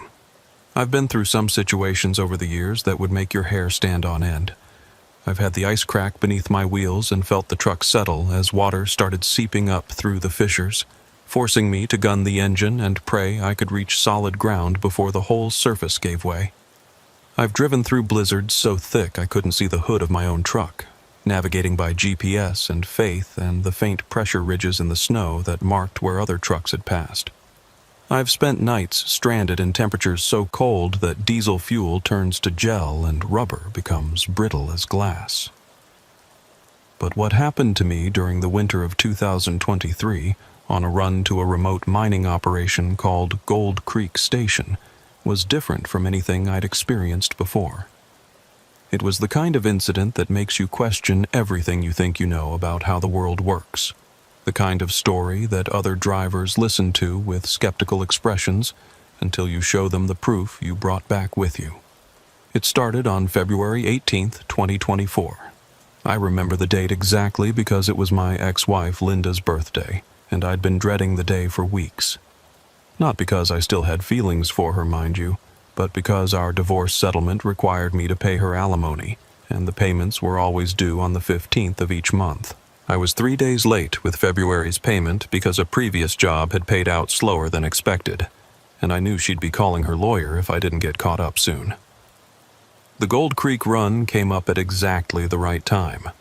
Polar Express dispatcher Charlie Marsh called me around 6 a.m. with an emergency load, mining equipment and supplies that needed to get to Gold Creek Station before a storm system moved in from the Bering Sea.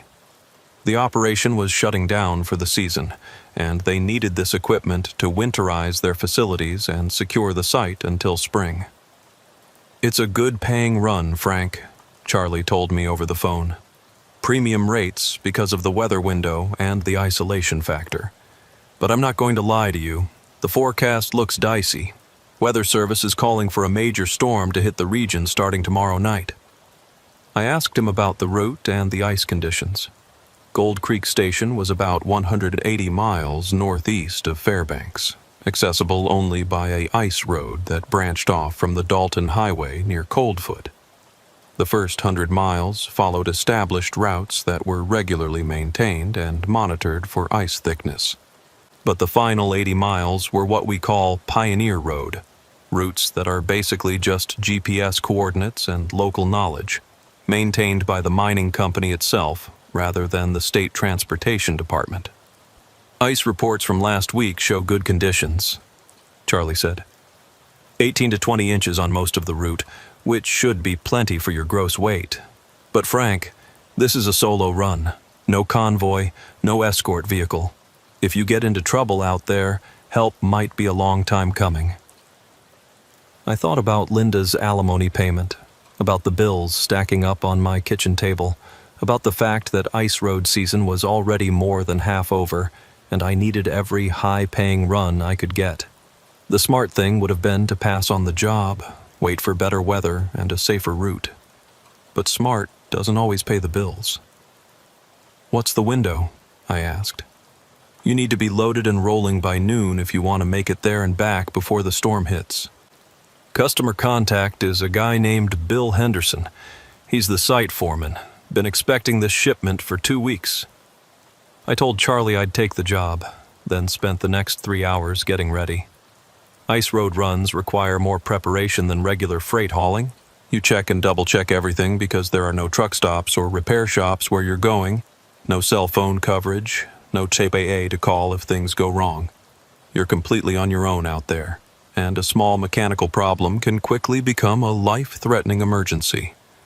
The load was waiting for me at a warehouse on the south side of Fairbanks. 40,000 pounds of mining equipment, generators, fuel pumps, electrical components, and supplies. Everything was crated and secured according to ice road specifications, with extra strapping and padding to handle the rough conditions. I did my pre-trip inspection twice, checking tire pressure, fluid levels, battery condition, heating systems, and all the safety equipment. By 11:30 a.m. I was fueled up and ready to roll. The temperature was minus 22 degrees Fahrenheit with light snow falling, but the wind was calm and visibility was good. According to the latest weather reports, I had about 30 hours before the storm system reached the area. Plenty of time to make the delivery and get back to civilization. The first part of the drive was routine. The Dalton Highway from Fairbanks to Coldfoot is well maintained during ice road season, with regular patrols by state transportation crews and sufficient traffic to keep the route packed down. I made good time, averaging about 50 miles per hour, which is fast for ice road conditions but well within safe limits for the load I was carrying. I stopped for fuel and a quick equipment check at Coldfoot around 4 p.m. It's one of the few services available along the Dalton Highway. A truck stop, small restaurant, and basic repair facility that caters to ice road drivers and pipeline workers. The place was busy with other truckers preparing for runs or coming off the ice, sharing information about conditions and weather reports. "You heading out to Gold Creek?" asked a driver I recognized, a veteran ice road trucker named Mike Peterson who worked for one of our competitor companies. "That's the plan," I said. "You been up that way recently?" Mike shook his head. "Not since last month, but I talked to a guy yesterday who said the ice was good, maybe a little rough in places, but nothing an experienced driver can't handle. You better not waste any time, though. That storm they're forecasting looks like a real monster." I grabbed a thermos of coffee and a couple sandwiches from the restaurant, topped off my fuel tanks, and got back on the road. The turnoff for the Gold Creek Ice Road was about 20 miles north of Coldfoot, marked only by a small sign and a set of tire tracks disappearing into the wilderness. This is where ice road trucking gets really interesting. You leave behind any pretense of civilization and head out onto frozen lakes and rivers that exist as highways for only a few months each year.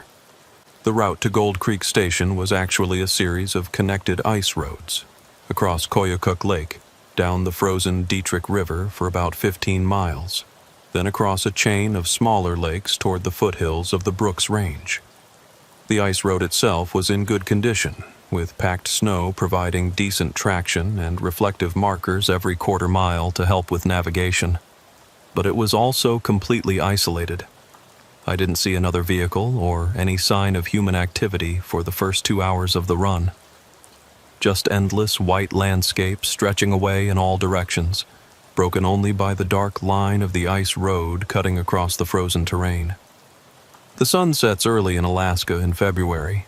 By 5:30 p.m. it was full dark, and I was driving by headlight through a landscape that looked like the surface of an alien planet. The aurora borealis was active that night, green and purple curtains of light dancing across the star-filled sky, reflecting off the snow and ice in ways that could trick your eyes into seeing movement where there was none. Around 7 p.m., I reached the halfway point of the ice road route, a small emergency shelter maintained by the mining company for drivers who needed to stop and warm up or deal with mechanical problems. It was just a tiny plywood building with a diesel heater and basic supplies, but it represented the only human presence for 50 miles in any direction. I stopped to check my load securement and grab a quick bite to eat. Everything looked good. The cargo was riding steady, the truck was performing flawlessly, and I was making better time than expected. According to my GPS, I should reach Gold Creek Station by 9 p.m., plenty of time to unload and start the return trip before midnight. That's when I made the mistake that changed everything. Instead of staying on the main ice road route, I decided to take a shortcut that was marked on my GPS as a seasonal road. It appeared to cut about 20 miles off the total distance, running more directly toward the mining station instead of following the longer but safer route around the chain of lakes. In ice road trucking, shortcuts are almost always a bad idea. The main routes are surveyed and maintained for a reason. They follow the areas where ice thickness is most reliable, where the underlying terrain provides the best support, where rescue operations can be mounted if something goes wrong. But I was feeling confident. The weather was holding steady, and 20 miles saved meant I'd be back to Fairbanks hours earlier than planned. The shortcut started out fine. The surface was rough, with more snow cover than the main route, but the ice felt solid beneath the wheels, and the truck was handling the conditions without problems. For the first 10 miles, I congratulated myself on making a smart decision. Then the storm hit. It came out of nowhere, like someone had thrown a switch. 1 minute I was driving under clear skies with good visibility, and the next minute I was in the middle of a ground blizzard with wind speeds that had to be over 50 miles per hour. The snow wasn't falling from above. It was being picked up from the surface and hurled horizontally by the wind, creating a whiteout condition so complete that I couldn't see the hood of my own truck. I slowed to a crawl, trying to follow what I hoped was still the ice road, but quickly realizing I was in serious trouble. The wind was strong enough to rock the loaded truck, and the blowing snow was accumulating on my windshield faster than the wipers could clear it. Worst of all, I'd lost the reflective markers that marked the safe route. Either the shortcut wasn't as well maintained as the main road, or the blowing snow was obscuring them. After about 20 minutes of driving blind, I made the decision to stop and wait out the storm. Continuing to move in zero visibility was suicidal. I could drive off the ice road into soft snow, break through thin ice, or simply get so lost that I'd never find my way back to the marked route. I pulled over as far as I dared from what I hoped was the center of the road and shut down the engine. The sudden silence was eerie after hours of diesel noise and wind buffeting. I could hear the storm raging outside, but inside the cab it was warm and secure. I had enough fuel to run the auxiliary heater for days if necessary, plenty of food and water, and satellite communication equipment to call for help if the situation became desperate. The plan was to wait for the storm to pass, then use GPS to navigate back to the main ice road route. Simple, safe, professional. What I didn't anticipate was that the storm would last for 3 days. It was like nothing I'd experienced in 26 years of driving Alaska roads. The wind never dropped below 40 miles per hour, and the snow was so thick that day and night became meaningless concepts. I couldn't see more than a few feet beyond the windshield, couldn't tell if I was on ice or land, couldn't get any reference points to determine my exact location. By the second day, I was starting to worry about fuel consumption. The auxiliary heater was efficient, but it still consumed diesel, and I needed to maintain enough fuel to reach the nearest station once I got moving again. I rationed the heat, keeping the cab just warm enough to prevent hypothermia, and tried to sleep as much as possible to conserve energy. On the third day, the satellite communicator finally picked up a signal long enough for me to send a brief message to Polar Express Dispatch. "Stranded in storm near Gold Creek route. Truck operational. Will attempt to move when weather clears." The response came back within minutes. "Major storm system. All rescue operations suspended until conditions improve. Shelter in place." It was the afternoon of the third day when the storm finally began to weaken. The wind dropped to maybe 20 miles per hour, and the horizontal snow turned back into normal falling snow. For the first time in 72 hours, I could see more than a few feet beyond the truck. What I saw didn't make any sense. I wasn't on an ice road. I wasn't even on a lake or river. I was parked in what appeared to be the parking lot of a truck stop, a real building with lights in the windows and smoke coming from a chimney. There were other trucks parked around me, maybe a dozen big rigs with snow piled up around their wheels like they'd been there for a while. I sat in my cab for several minutes, trying to figure out how this was possible.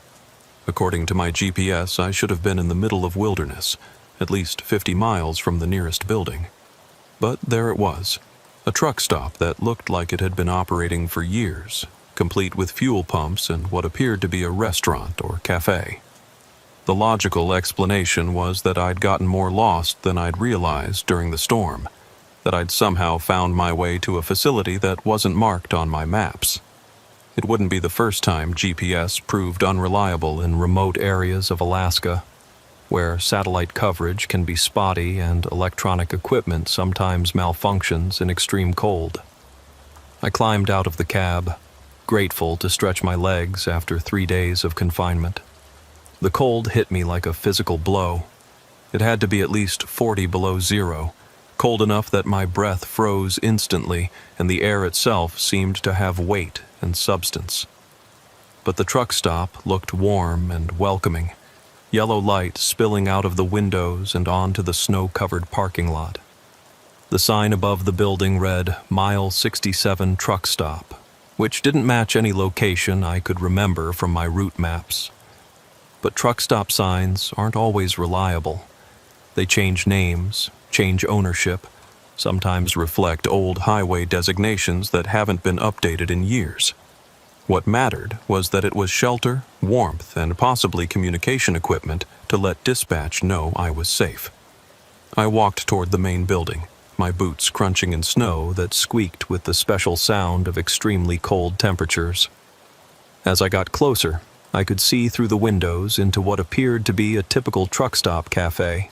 Booths and tables, a lunch counter, men in heavy winter clothing drinking coffee and eating meals. The door was heavy wood with a brass handle, and it opened with the kind of solid thunk that suggested quality construction.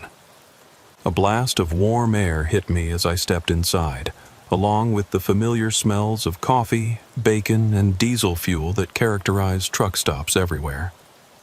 What struck me immediately was how quiet the place was. There were maybe 15 men sitting at various tables and booths, all wearing heavy winter clothing, all eating or drinking in near complete silence. The only sounds were the clink of silverware against plates and the hiss of air brakes from trucks in the parking lot. The decor was dated in a way that seemed intentionally nostalgic. Wood-paneled walls, red vinyl booth seats, a lunch counter with chrome trim that looked like it belonged in the 1950s. The cash register was an old mechanical model, the kind where you had to pull a lever to open the drawer. Even the coffee maker looked like something from decades past. "You just get in?" asked the man behind the counter. He was maybe 60 years old, with gray hair and the kind of deep tan that comes from spending time outdoors in reflected sunlight.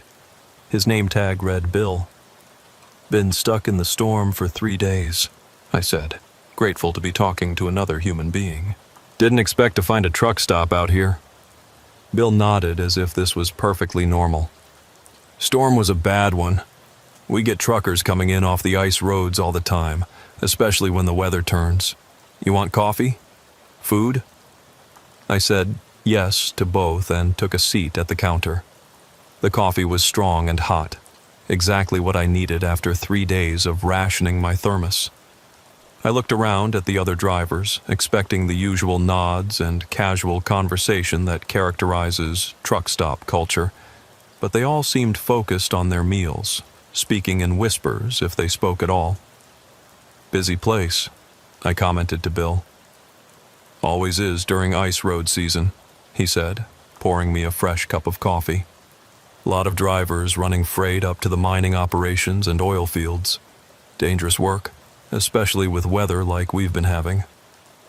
I asked him about the location, trying to figure out exactly where I was in relation to my planned route. Bill was vague about the details, saying only that they were along the northern corridor and that most drivers found them when they needed to, especially during bad weather. You got a phone I can use? I asked. Need to call my dispatcher, let them know I'm okay. Phone's been out for a couple days, Bill said. Storm knocked down some lines. Should be back up soon. I spent about an hour in the cafe drinking coffee and eating a surprisingly good cheeseburger while trying to make sense of my situation. The other drivers gradually left, heading back to their trucks or disappearing into what I assumed were sleeping quarters. None of them had spoken to me directly, though I'd caught a few studying me with expressions I couldn't quite read. Around 9 p.m., I decided to head back to my truck and try to get some sleep. I'd been running on adrenaline and caffeine for 3 days, and I needed rest before attempting to find my way back to the main ice road route. Bill told me I was welcome to stay as long as I needed, that the truck stop was used to hosting stranded drivers during the winter months. What do I owe you for the meal? I asked. Bill waved off the question. Company policy. No charge for drivers caught in emergency situations, just part of the service. I walked back to my truck through the bitter cold, passing several other rigs parked in the lot. Most of them looked older than mine, with a lot of wear and customization that suggested they belonged to veteran drivers. But something about them seemed off in a way I couldn't quite identify. Maybe it was the style of the modifications, or the fact that they all seemed to be covered with more snow than 3 days of storm should have produced. Back in my cab, I tried the satellite communicator again, but I couldn't get a signal. That wasn't unusual. The equipment was finicky in extreme cold, and the surrounding terrain might have been blocking satellite reception. I made notes in my logbook about the truck stop and my current situation, then settled in for the night. I woke up around 6 a.m. to the sound of diesel engines starting up in the parking lot. Through my windshield, I could see other drivers doing their pre-trip inspections and preparing to hit the road. The storm had completely cleared, leaving behind a landscape of pristine white snow under a brilliantly clear sky. I did my own pre-trip inspection, checking for any damage from the storm or problems that might have developed during 3 days of stationary operation. Everything looked good. The truck had weathered the blizzard without any apparent issues. My GPS was functioning normally again, though it showed my current location as simply remote area without identifying the truck stop or providing specific coordinates. I went back into the cafe for breakfast and to ask Bill about the best route to rejoin the main ice road. The place was busier than it had been the night before, with maybe 20 drivers eating breakfast and drinking coffee. The atmosphere was the same as before, quiet, almost subdued, with minimal conversation. You heading back to civilization? Bill asked as he poured my coffee. That's the plan, I said. I need to get to Gold Creek Station to make my delivery, then head back to Fairbanks. Bill frowned. Gold Creek Station? That place shut down years ago. Mining company pulled out after they exhausted the placer deposits. That didn't match the information I'd been given by my dispatcher, but mining operations do shut down and restart based on commodity prices and geological surveys. Maybe the delivery had been canceled while I was stranded, or maybe Bill was thinking of a different operation. When did they shut down? I asked. Oh, must be 15, 16 years ago now, Bill said casually. Happened right around the time the Exxon Valdez spill killed the fishing industry. A lot of operations scaled back after that. I stared at him. The Exxon Valdez oil spill had happened in 1989, 35 years ago. If Gold Creek Station had shut down 15 or 16 years after that, it would have been closed since the mid-1990s. But my dispatcher had specifically told me they were expecting a delivery, that the site foreman Bill Henderson was waiting for the equipment I was carrying. "Are you sure about that?" I asked. "My company has a current contract with Gold Creek Station. I'm supposed to deliver mining equipment to a guy named Bill Henderson." Bill's expression didn't change, but I noticed that conversations at nearby tables had stopped. Several drivers were looking in our direction, though they quickly looked away when I met their eyes. "Maybe you're thinking of a different operation," Bill said. "There's a lot of mining activity in the region. Easy to get the names confused." I asked him about directions back to the main ice road, and he gave me vague instructions about following the valley floor toward the southeast until I picked up the markers for the established route. It wasn't very specific, but I had GPS coordinates for my destination, and I figured I could navigate by dead reckoning if necessary. I paid for breakfast. Bill accepted payment this time, though he insisted on 1987 prices that seemed absurdly low, even accounting for the remote location. Then I headed back to my truck to begin what I hoped would be the final leg of my journey to Gold Creek Station. As I walked across the parking lot, I passed several of the other trucks and got a better look at them in daylight. What I saw made me stop and stare. They were all older models, some of them 20 or 30 years old, but they were in pristine condition. Not just well-maintained, but perfect. No rust, no wear, paint jobs that looked like they'd been applied yesterday. The license plates were current, but they were all from 1987. I checked plate after plate, thinking I must be misreading the registration stickers.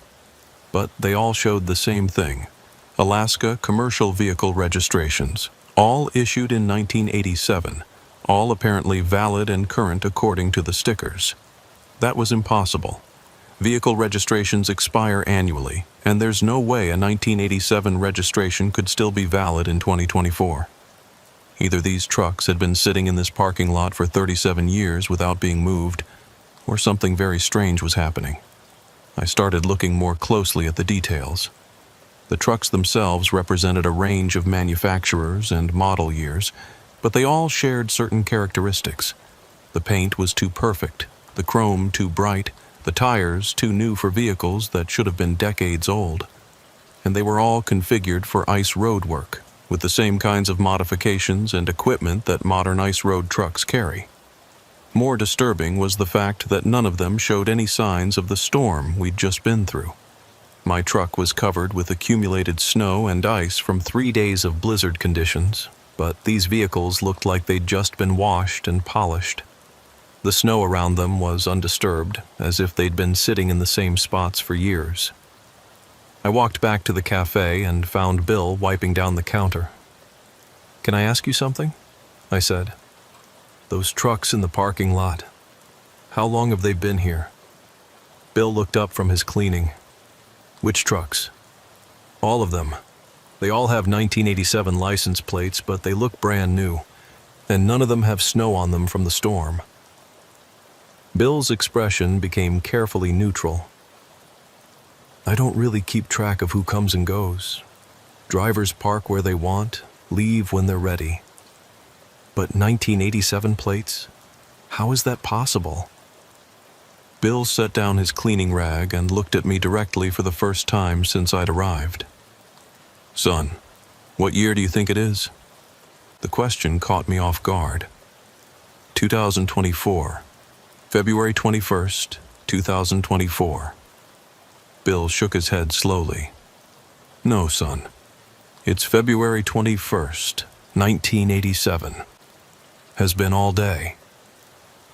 I stared at him, waiting for the punchline or the indication that he was joking, but his expression was completely serious, and around the cafe the other drivers were nodding in agreement. "That's impossible," I said. I've got a satellite communicator in my truck that's connected to GPS satellites that weren't even launched until the 1990s. I've got a cell phone, a GPS navigation system. None of that technology existed in 1987. Technology changes, said one of the drivers, a tall man with a gray beard who'd been sitting silently at a corner booth. But some things stay the same. The ice roads, the storms, the cold. Time moves different out here than it does in the cities. I looked around the cafe, trying to find some indication that this was all an elaborate joke or some kind of misunderstanding. But everyone was looking at me with expressions of patient sympathy, like they were dealing with someone who was confused or possibly suffering from hypothermia-induced delirium. "Look," I said, pulling out my cell phone. "This is a smartphone. It has internet access, digital cameras, GPS navigation. None of this existed in 1987. The phone's screen was blank. Dead. Not just out of battery. Completely unresponsive, as if it had never worked at all. I tried the power button, tried connecting the charger, tried everything I could think of. Nothing. Electronics don't work right out here, Bill said gently. Too cold, too much interference from the aurora borealis. Most drivers learn to rely on older, simpler equipment. I ran back to my truck and tried the satellite communicator. Dead. The GPS navigation system showed a blank screen.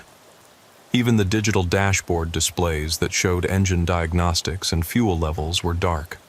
The only electronics that seemed to be working were the most basic systems: headlights, engine controls, heating system. But that was impossible. I'd been using the GPS and satellite equipment just hours earlier. I'd sent messages to my dispatcher, received weather updates, navigated by electronic instruments for thousands of miles. Modern trucks are controlled by computer systems that simply cannot function without electronic components. Yet somehow, my truck was running perfectly well without any of the digital systems that should have been essential to its operation. I spent the next several hours trying to understand what was happening. I checked and rechecked every electronic system in the truck, looked for loose connections or signs of electrical failure. Everything appeared to be physically intact, but none of the modern equipment would respond to any input. Meanwhile, the other drivers went about their business as if nothing unusual was happening. They fueled their trucks from pumps that looked like they belonged in a museum, used CB radios that seemed to be the most advanced communication technology available, and consulted paper maps and compass readings for navigation. By afternoon, I was forced to accept that I had two choices: stay at the truck stop indefinitely while trying to figure out what was wrong with my equipment, or attempt to complete my delivery using the same methods ice road truckers had used in 1987. I chose to keep moving. Using a paper map that Bill provided, it showed the ice road routes as they existed in 1987. I plotted a course toward the coordinates where Gold Creek Station should be located. The route was longer than the GPS had indicated, following older ice roads that took a more circuitous path through the wilderness. But it was marked and maintained, with mile markers and emergency shelters along the way. "You be careful out there," Bill warned as I prepared to leave. Ice road trucking was dangerous enough back in the day before all the modern safety equipment. You're going back to the old ways now. I asked him what he meant by back in the day, since according to him it was still 1987. But Bill just smiled and said that time was a funny thing in Alaska, especially during the winter months when the sun barely rises and the cold can play tricks on a man's mind. The drive to Gold Creek Station was unlike anything I'd experienced in 26 years of ice road trucking. Without GPS navigation, I had to rely on compass headings and landmark recognition, following a route marked by reflective posts and mile markers that looked like they'd been installed decades earlier. Without satellite communication, I was completely cut off from the outside world, dependent on CB radio for any contact with other drivers. But the strangest thing was how familiar it all felt. Despite using navigation methods I'd never trained on and equipment I'd never operated, I seemed to know instinctively how to read the ice conditions, how to interpret the weather signs, how to maintain safe speeds on surfaces that could give way without warning. It was as if some part of my mind had access to knowledge and experience that belonged to a different era. The ice road itself was rougher than modern routes, with less sophisticated maintenance and fewer safety features. But it was also somehow more authentic, more connected to the natural rhythms of the Arctic environment. Instead of fighting against the wilderness, I felt like I was working with it, reading the signs and adapting to conditions in ways that modern technology had taught me to ignore. I reached Gold Creek Station just before sunset, about 6 hours after leaving the truck stop. The facility looked exactly like an active mining operation should look. Equipment yards, worker barracks, processing buildings, all surrounded by the organized chaos of an industrial site in full operation. Bill Henderson was waiting for me, just as my dispatcher had promised. He was a man in his 50s with the weathered look of someone who'd spent years working in harsh conditions. He had a crew ready to unload the equipment, and he seemed genuinely grateful for the delivery. "We've been waiting for this shipment for 2 weeks," he said as his workers began transferring the cargo from my trailer to their storage facility. "Equipment breakdowns, supply chain problems, weather delays. It's been one thing after another this season." I asked him about the date, about what year he thought it was. He looked at me strangely. 1987, of course. February 21st. Why? I showed him my logbook, which clearly showed 2024 dates and modern trucking regulations. He examined it carefully, then handed it back with a puzzled expression. "That's some fancy logbook you've got there," he said. "Never seen anything like it, but the date's wrong. Must be a printing error." I spent the night at Gold Creek Station, sleeping in their driver's quarters and sharing meals with the mining crew. Everyone was friendly and professional, but they all insisted that it was 1987, that Ronald Reagan was president, that the Cold War was still ongoing. They spoke knowledgeably about current events that had happened 37 years ago, discussed technology and popular culture that had been obsolete for decades. But they also knew things about ice road trucking that seemed impossibly advanced for 1987. Safety procedures that hadn't been developed until the 1990s. Equipment modifications that required materials that didn't exist in the 1980s. Navigation techniques that depended on satellite technology that was still experimental in 1987. The next morning, I started the return trip to Fairbanks, following the same route I'd used to reach the mining station. The drive was uneventful, though I continued to rely on compass navigation and paper maps rather than the electronic systems that remained stubbornly inactive. I reached the Mile 67 truck stop around noon, planning to fuel up and grab lunch before continuing toward civilization. But when I arrived at the location where the facility should have been, there was nothing there. No building, no fuel pumps, no other trucks. Just wilderness, the same endless expanse of snow-covered forest that stretched for hundreds of miles in every direction. According to my compass and mile markers, I was in exactly the right location, but the truck stop had vanished as completely as if it had never existed. I stopped the truck and climbed out, walking around the area where I was certain the building had been located. The snow was undisturbed, showing no signs that any structure had ever been built there. No foundation marks, no cleared area, no debris or evidence of human activity. Just pristine wilderness that looked like it had been untouched for centuries. I checked my compass readings, verified my position against the mile markers I'd been following, consulted the paper map Bill had given me. Everything indicated that this was the correct location, but there was absolutely nothing to show that a truck stop had ever existed here. The rational part of my mind tried to find logical explanations. Maybe I'd gotten turned around during the drive. Maybe the storm had disoriented me more than I'd realized. Maybe the truck stop was located somewhere else entirely. But I knew I was in the right place.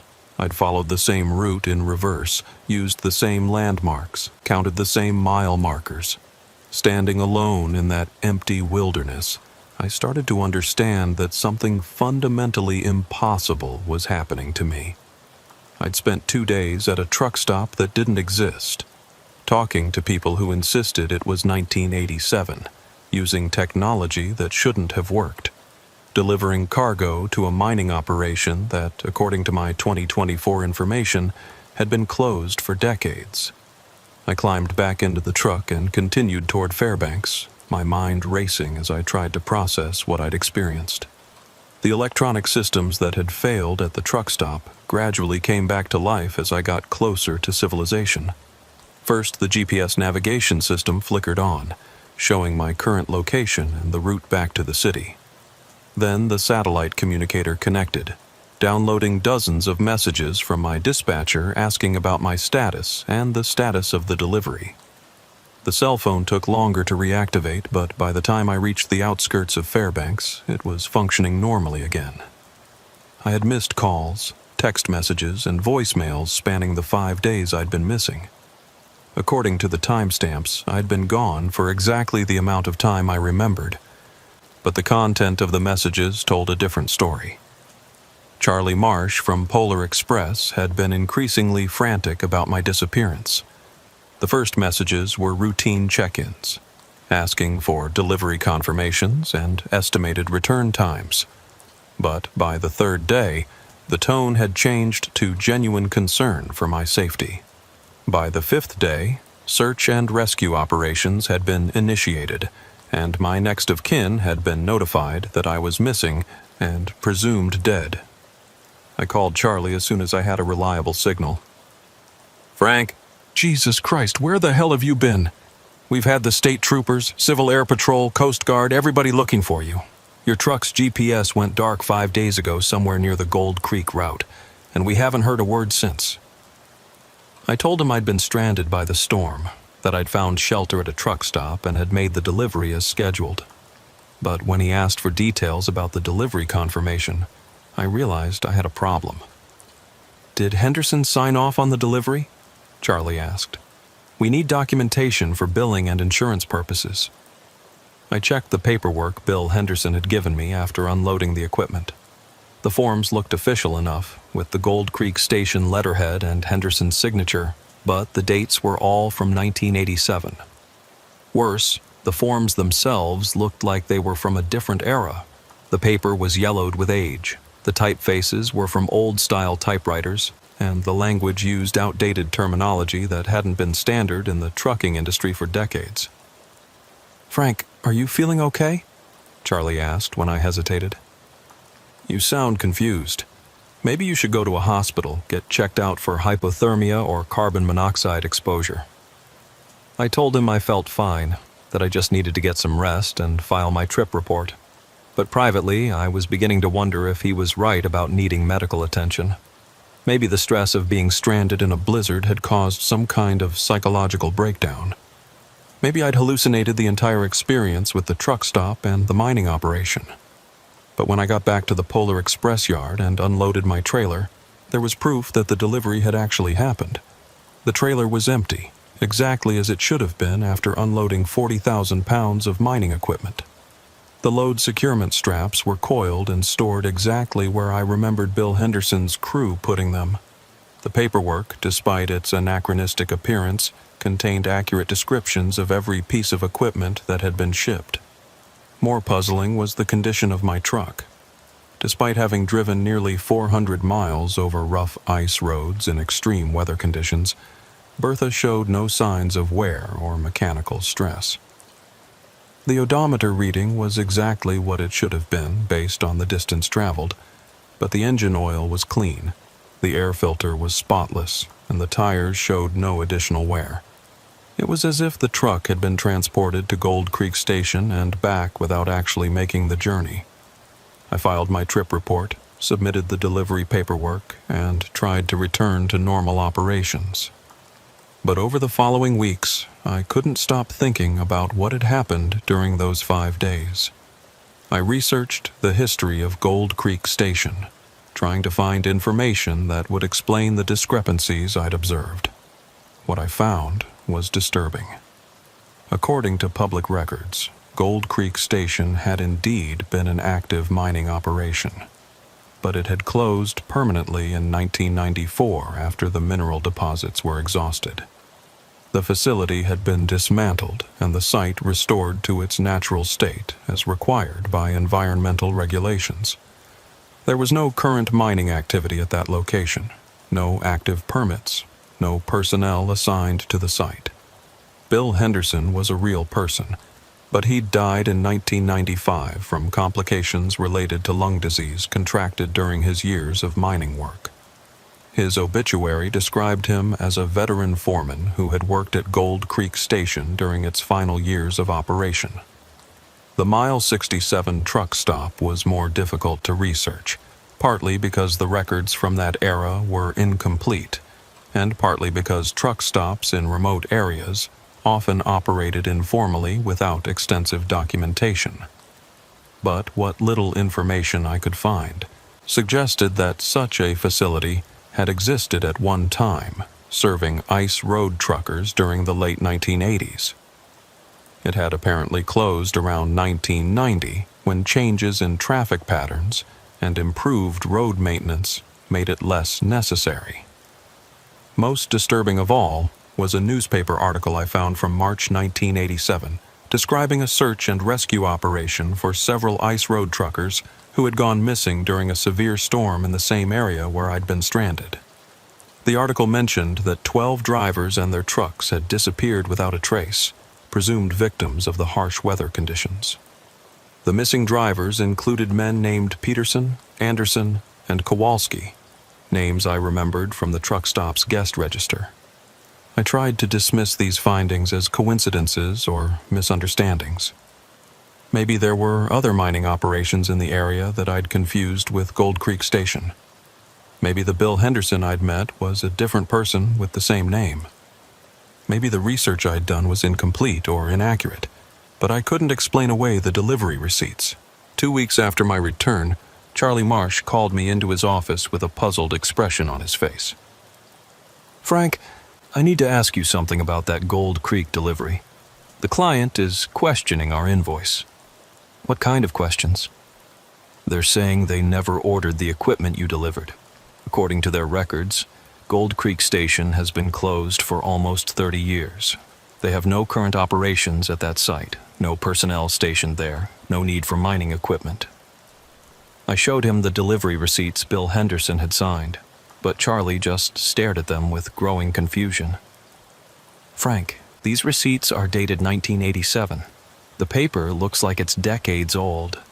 And this signature, we ran it through our verification system, and it matches a Bill Henderson who worked for the mining company, but he died in 1995. Charlie arranged for me to meet with a company psychiatrist, Dr. Sarah Chen, who specialized in treating workers who'd experienced traumatic stress in extreme environments. I told her everything that had happened, from the storm to the truck stop, to the mining station, to the missing electronics.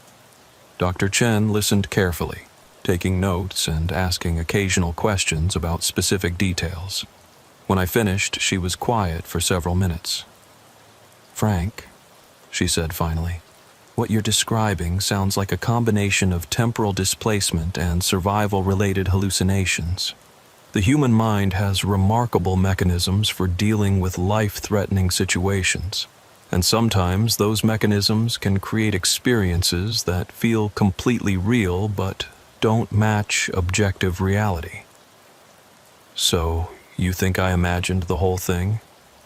"I think you experienced something that helped you survive 5 days alone in a blizzard. Whether that experience corresponds to external reality is less important than the fact that it kept you alive and allowed you to complete your mission." But Dr. Chen couldn't explain the empty trailer, the delivery receipts, or the fact that my truck showed no signs of the journey I remembered taking. She suggested that I might have experienced a dissociative episode brought on by extreme stress, during which I had completed the delivery and return trip while in an altered state of consciousness. "Memory is unreliable under the best of circumstances," she explained.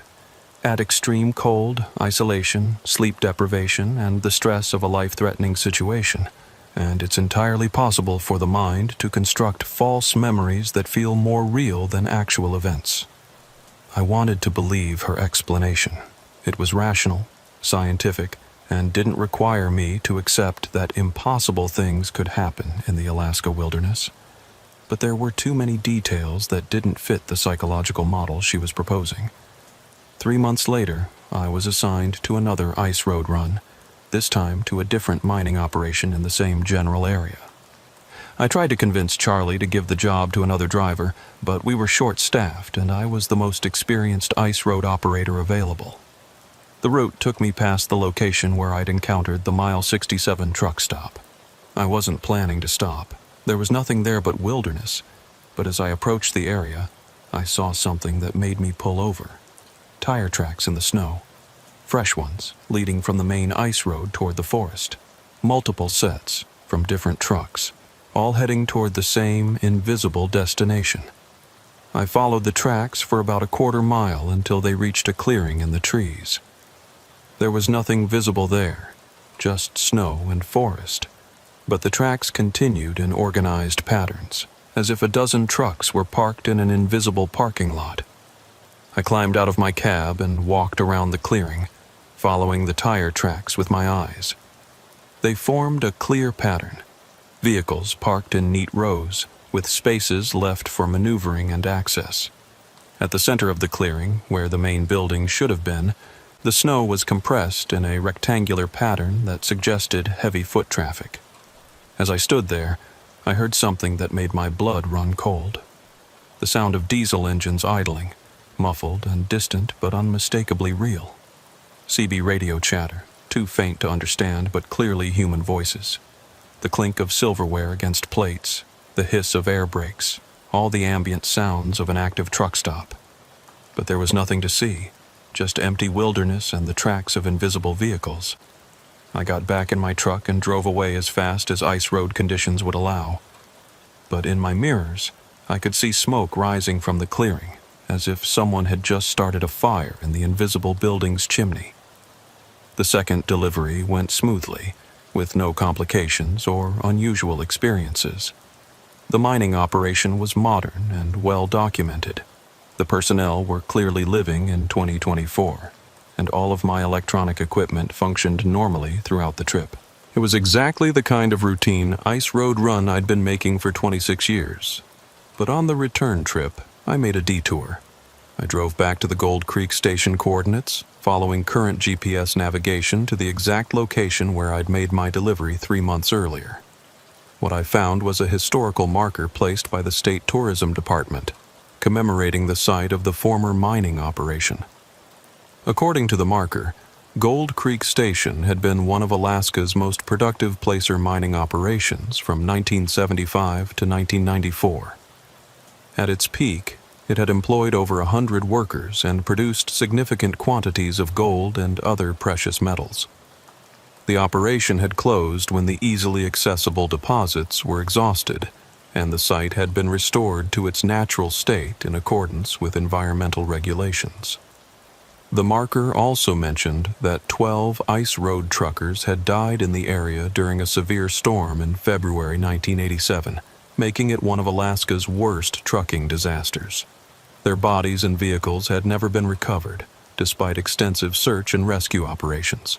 A memorial plaque listed their names, including several that I recognized from the truck stop guest register. I walked around the site, looking for any evidence of the active mining operation I'd encountered 3 months earlier. There was nothing. No buildings, no equipment, no signs of recent human activity.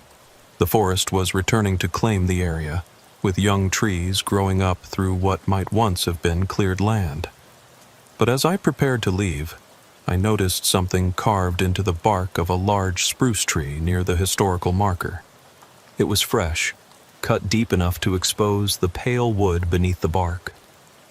F. Kowalski, FEB 21, 2024. Thank you for the ride. The carving was in handwriting I recognized, though I couldn't immediately place where I'd seen it before. Then I remembered. It matched the signature on the delivery receipts Bill Henderson had given me at Gold Creek Station. I drove back to Fairbanks in a state of confused wonderment, no longer certain about the nature of reality or my place in it. The experience had shaken my fundamental assumptions about how the world works, about the relationship between past and present, about the boundaries between the living and the dead.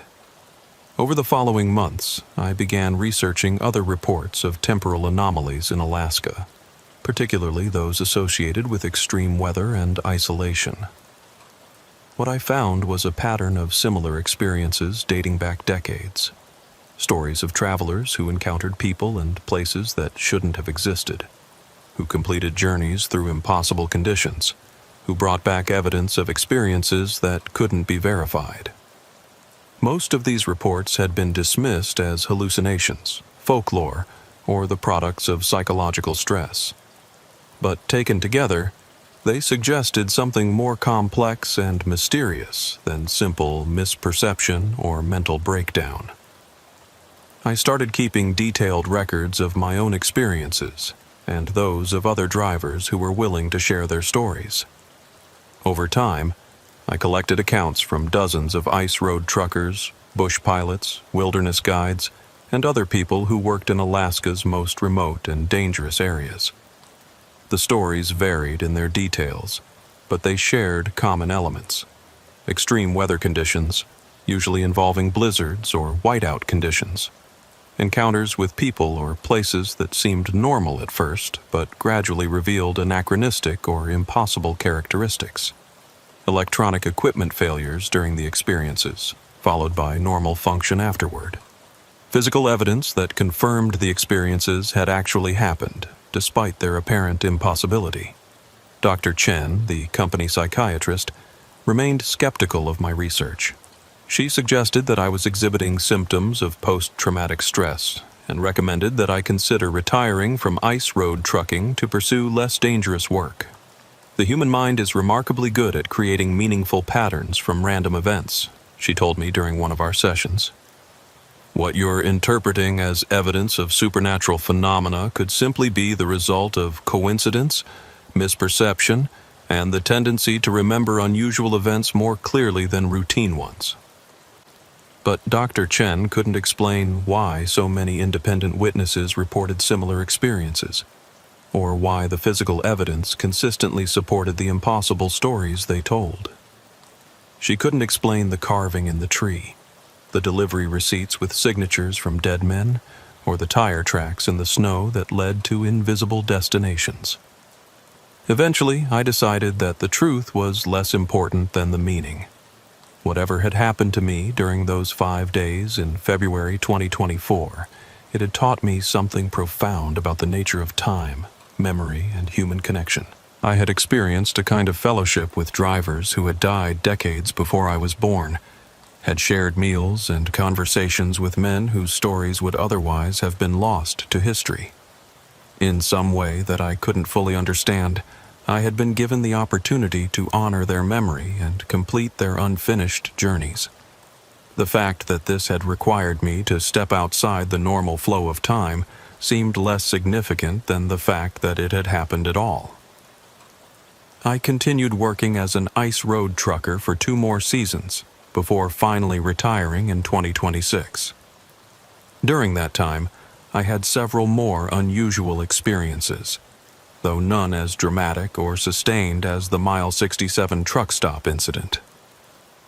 I learned to recognize the signs that preceded these temporal anomalies, certain weather patterns, specific atmospheric conditions, particular combinations of isolation and stress that seemed to thin the barriers between past and present. I also learned that I wasn't alone in experiencing these phenomena. There was an informal network of Alaska workers who shared similar stories, who had learned to navigate the strange borderlands where the normal rules of reality became negotiable. We didn't advertise our experiences or try to convince skeptics of their validity. We simply helped each other understand and cope with encounters that defied rational explanation. The Mile 67 truck stop appears to still be operating, though only during severe weather conditions and only for drivers who need it most desperately. I've encountered several truckers over the years who mentioned stopping there during emergency situations, always describing it as a life-saving refuge that appeared just when they thought they were going to freeze to death in their cabs. They described the same dated decor, the same quiet atmosphere, the same insistence by the staff that it's still 1987. Some drivers accept the anachronism without question, grateful for shelter and warmth. Others, like me, are disturbed by the implications and spend months afterward trying to understand what they experienced. But all of them describe Bill, the counterman who serves coffee and maintains the impossible fiction that Ronald Reagan is still president, that the Cold War is still ongoing, that the 12 missing truckers from 1987 are still making their deliveries and still gathering each night to share stories and plan their routes. I think Bill and his customers are trapped in a kind of temporal loop, doomed to repeat the same conversations and experiences until some cosmic condition is met that will allow them to move on to whatever comes next. Or perhaps they've chosen to remain in that moment because it represents something important to them, a time when their work mattered, when they were part of a community, when the dangers they faced had meaning and purpose. I don't know if I helped them by participating in their eternal truck stop conversation, or if they helped me by providing shelter during a life-threatening storm. Maybe the truth is that we helped each other, that the boundaries between past and present became permeable long enough to allow different generations of ice road truckers to share knowledge, experience, and fellowship across the decades. What I do know is that I'm grateful for the experience, despite its impossibility and the questions it raised about the nature of reality. I was privileged to meet men who had died before I was born, to learn from their experience, to carry their stories back to the world of the living.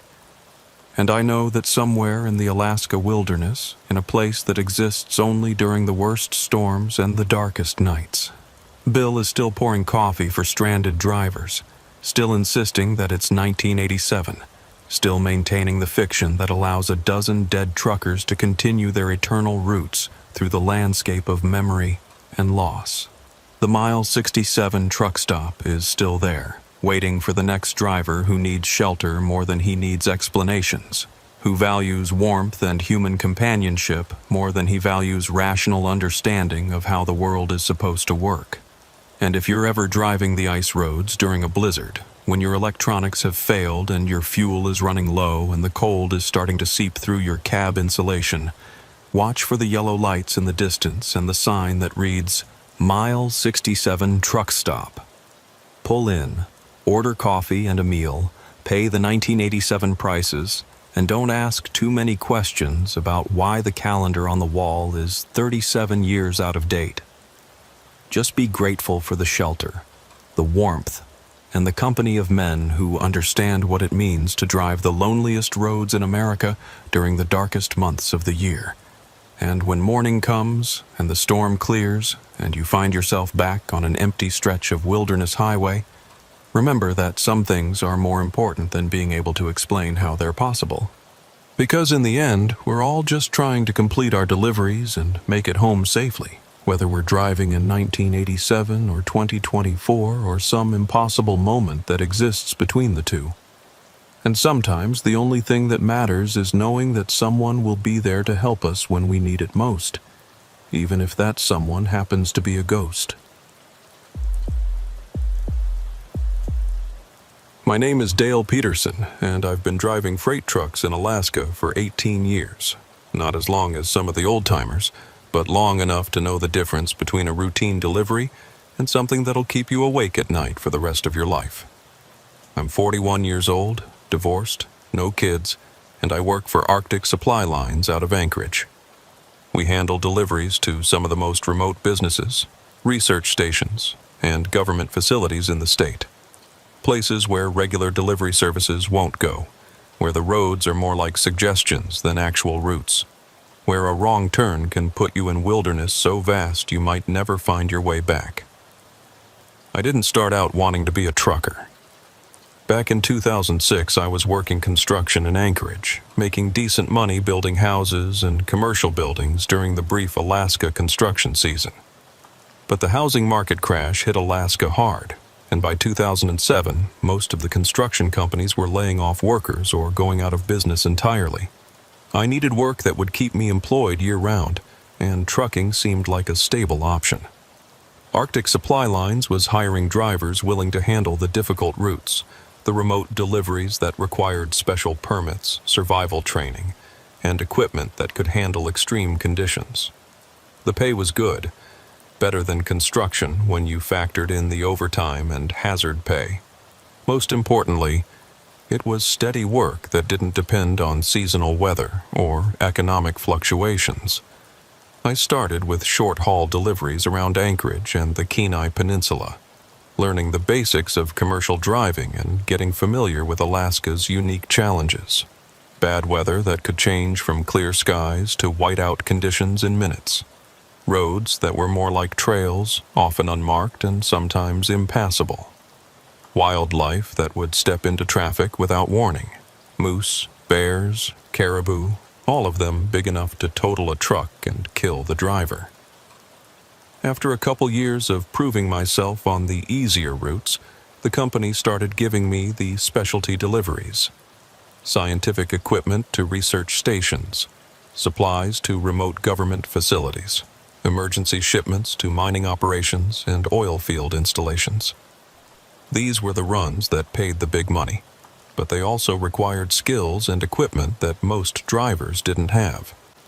My truck is a 2017 Freightliner Cascadia, modified for extreme weather operations with auxiliary heating systems, extended range fuel capacity, and survival equipment that could keep me alive for a week if I got stranded. I call her Big Betty, though she's not particularly big by Alaska trucking standards. What she lacks in size, she makes up for in reliability and cold weather performance. The cargo area is specially configured for sensitive deliveries. Climate-controlled compartments for scientific equipment, secure storage for valuable or dangerous materials, and tracking systems that monitor temperature, humidity, and location throughout the journey. When you're delivering $100,000 worth of research equipment to a station that's only accessible 3 months out of the year, you can't afford to have anything go wrong. I've made deliveries to places most people have never heard of and would never want to visit. Research stations studying climate change in the Arctic Ocean. Seismic monitoring facilities that track earthquake activity along the fault lines. Military installations that officially don't exist but need regular supplies of food, fuel, and equipment. Each delivery comes with specific instructions, security protocols, and contact information for the people who are supposed to receive the shipment. Most of the time, these deliveries are routine despite the challenging conditions.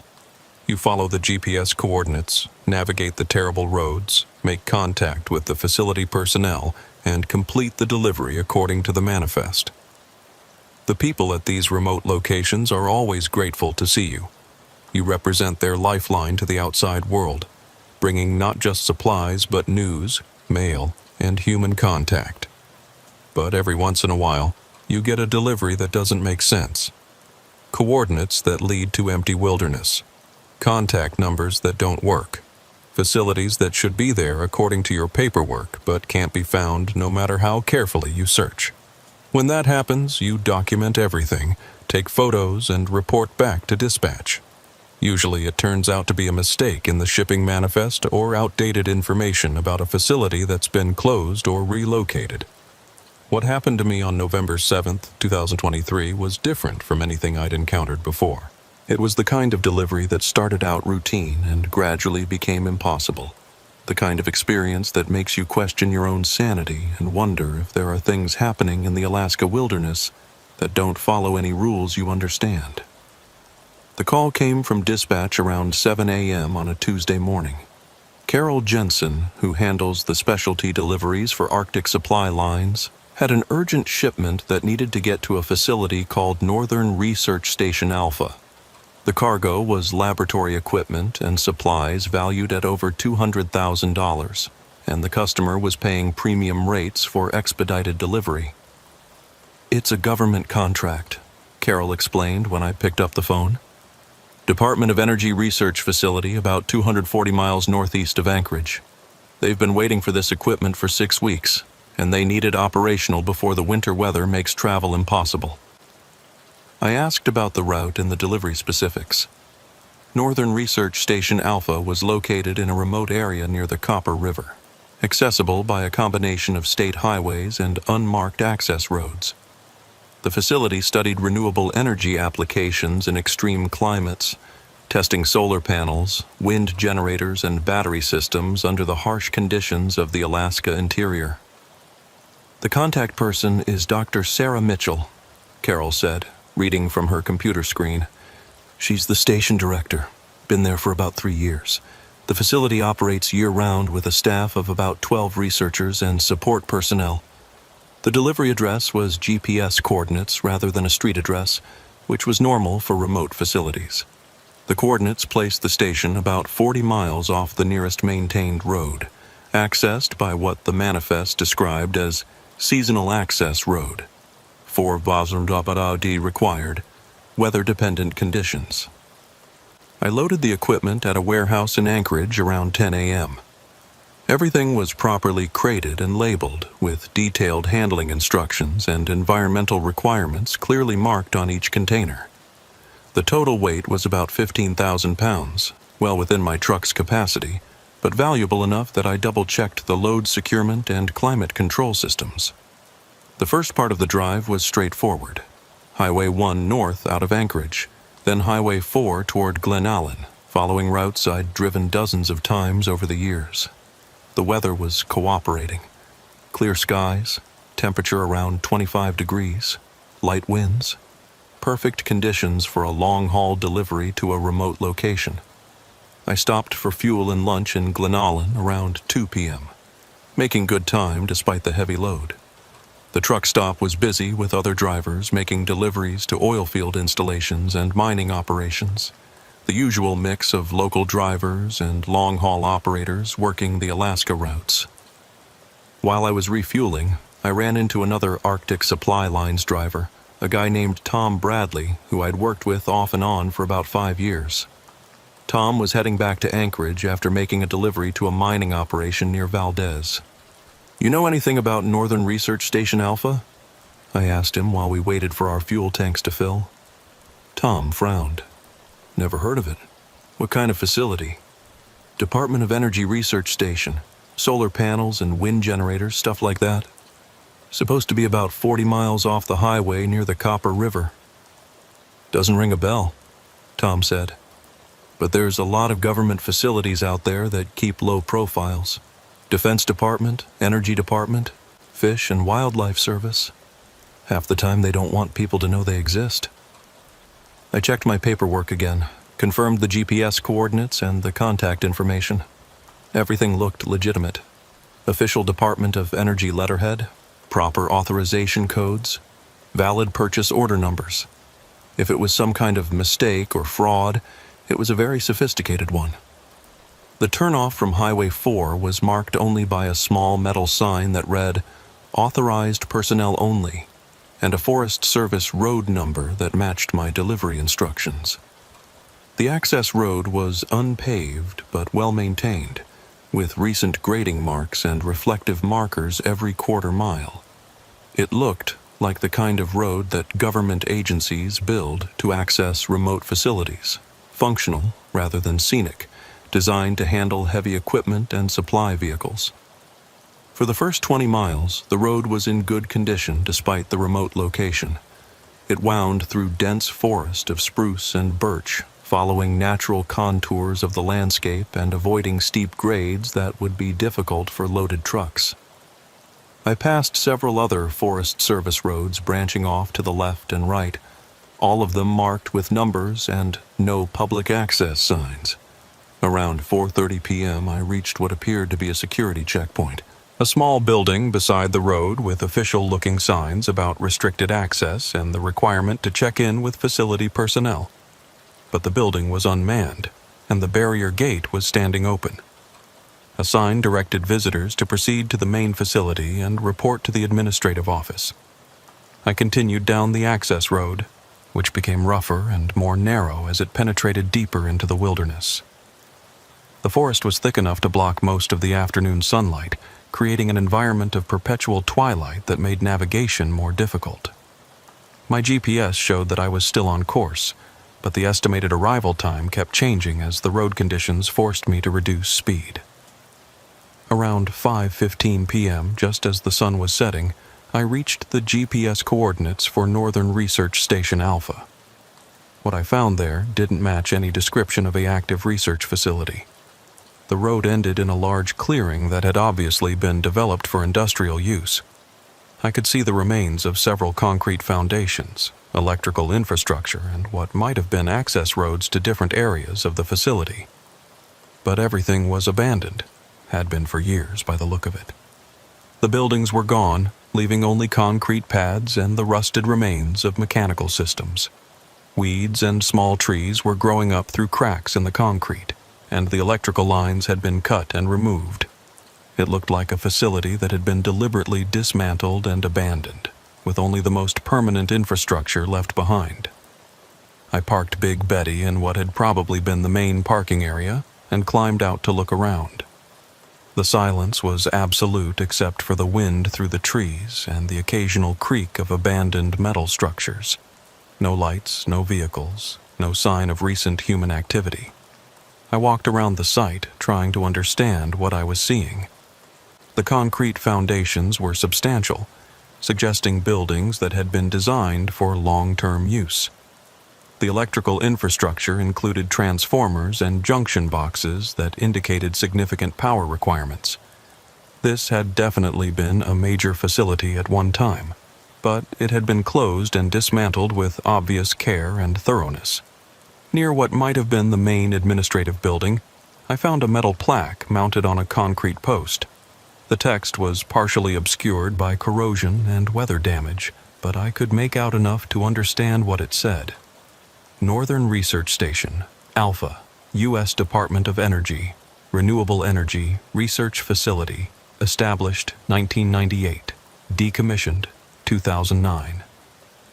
The plaque included a warning about hazardous materials and instructions to contact the Department of Energy if any dangerous substances were discovered on the site. But there was no indication of what had happened to the facility or why it had been closed. I pulled out my cell phone to call dispatch, but I had no signal. That wasn't unusual in remote areas of Alaska, but it meant I couldn't get immediate guidance about what to do with a delivery to a facility that had been closed for 14 years. I tried the satellite communicator that I carried for emergency situations.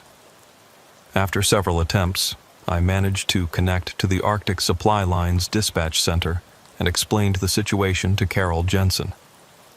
"That's impossible," Carol said when I described what I'd found.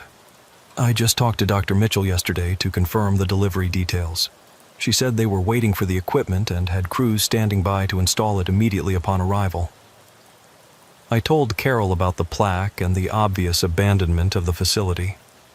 There was a long pause before she responded. "Dale, I need you to double-check the GPS coordinates. Make sure you're in the right location." I confirmed the coordinates, checked them against my paperwork, and described the access road and security checkpoint I'd passed. Everything matched the delivery instructions exactly. "This doesn't make sense," Carol said. "Let me make some phone calls and see what I can find out. In the meantime, secure the cargo and see if you can find any current contact information at the site." I spent the next hour searching the abandoned facility for any clues about what had happened or where the current research station might be located. I found several more plaques and signs, all confirming that this was indeed Northern Research Station Alpha, but all indicating that it had been decommissioned in 2009. Near the remains of what might have been a laboratory building, I discovered something that made my blood run cold. A delivery receipt, partially buried under fallen leaves but still legible, dated just 2 weeks earlier. It was from Arctic Supply Lines, signed by someone named Dr. Sarah Mitchell, acknowledging receipt of scientific equipment and supplies. The signature matched the one on my current delivery manifest. I stared at that receipt for a long time, trying to understand how it was possible. The facility had been abandoned for 14 years, but someone had signed for a delivery 2 weeks ago using the same name and signature that was on my paperwork.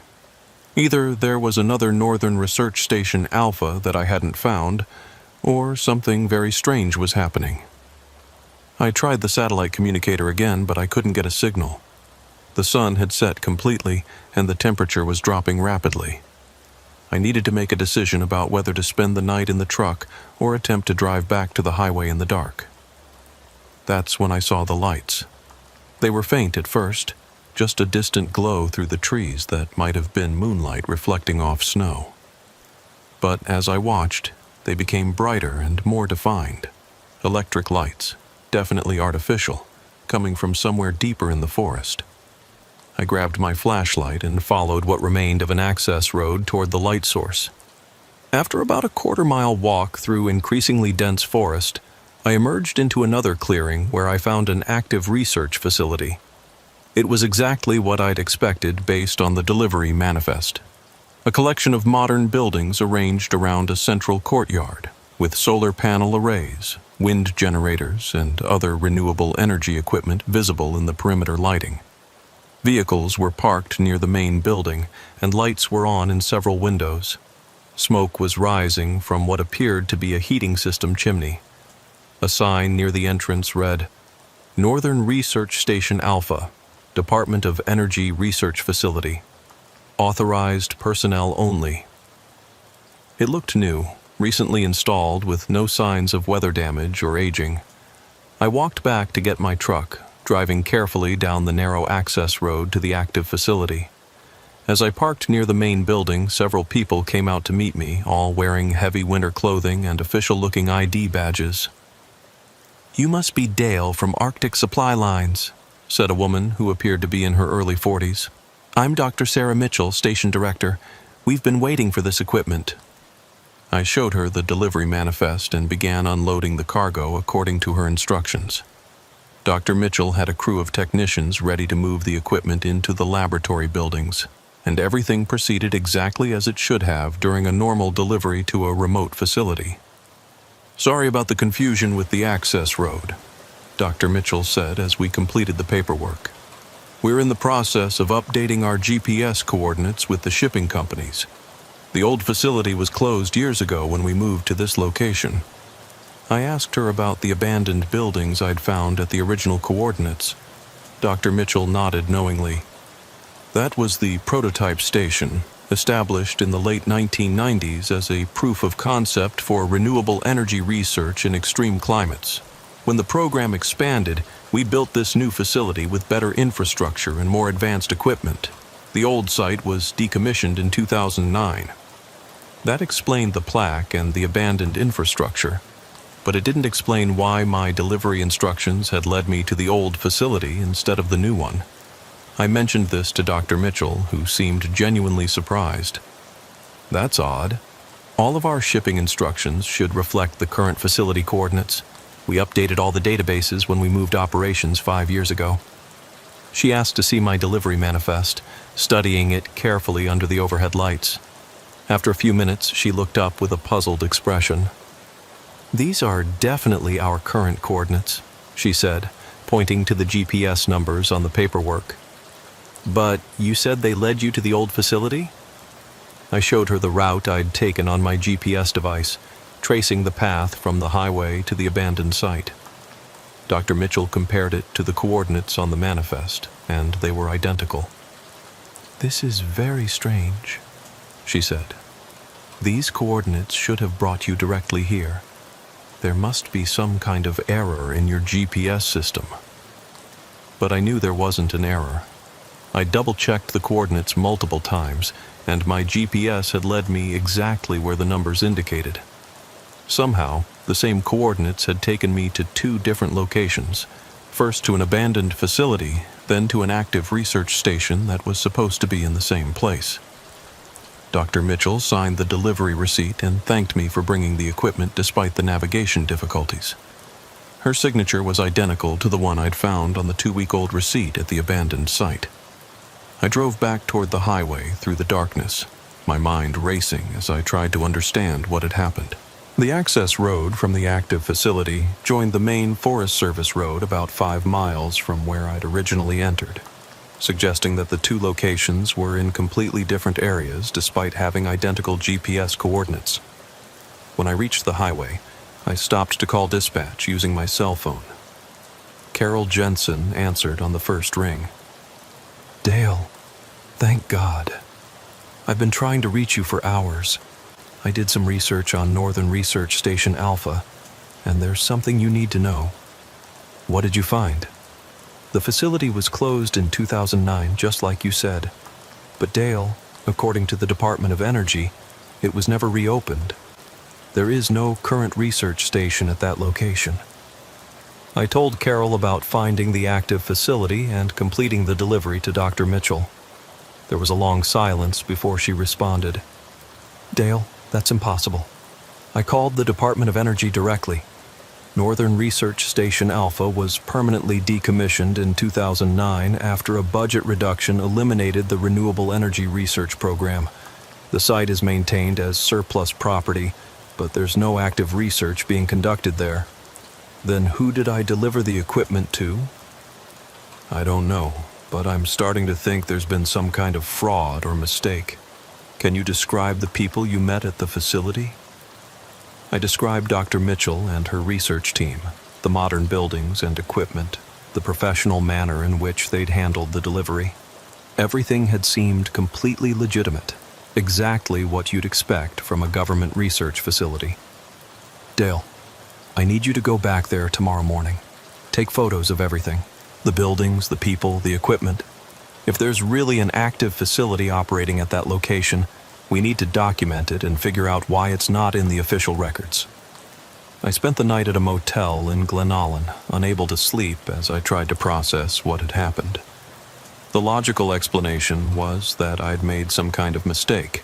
Wrong coordinates, misidentified facility, confusion about locations.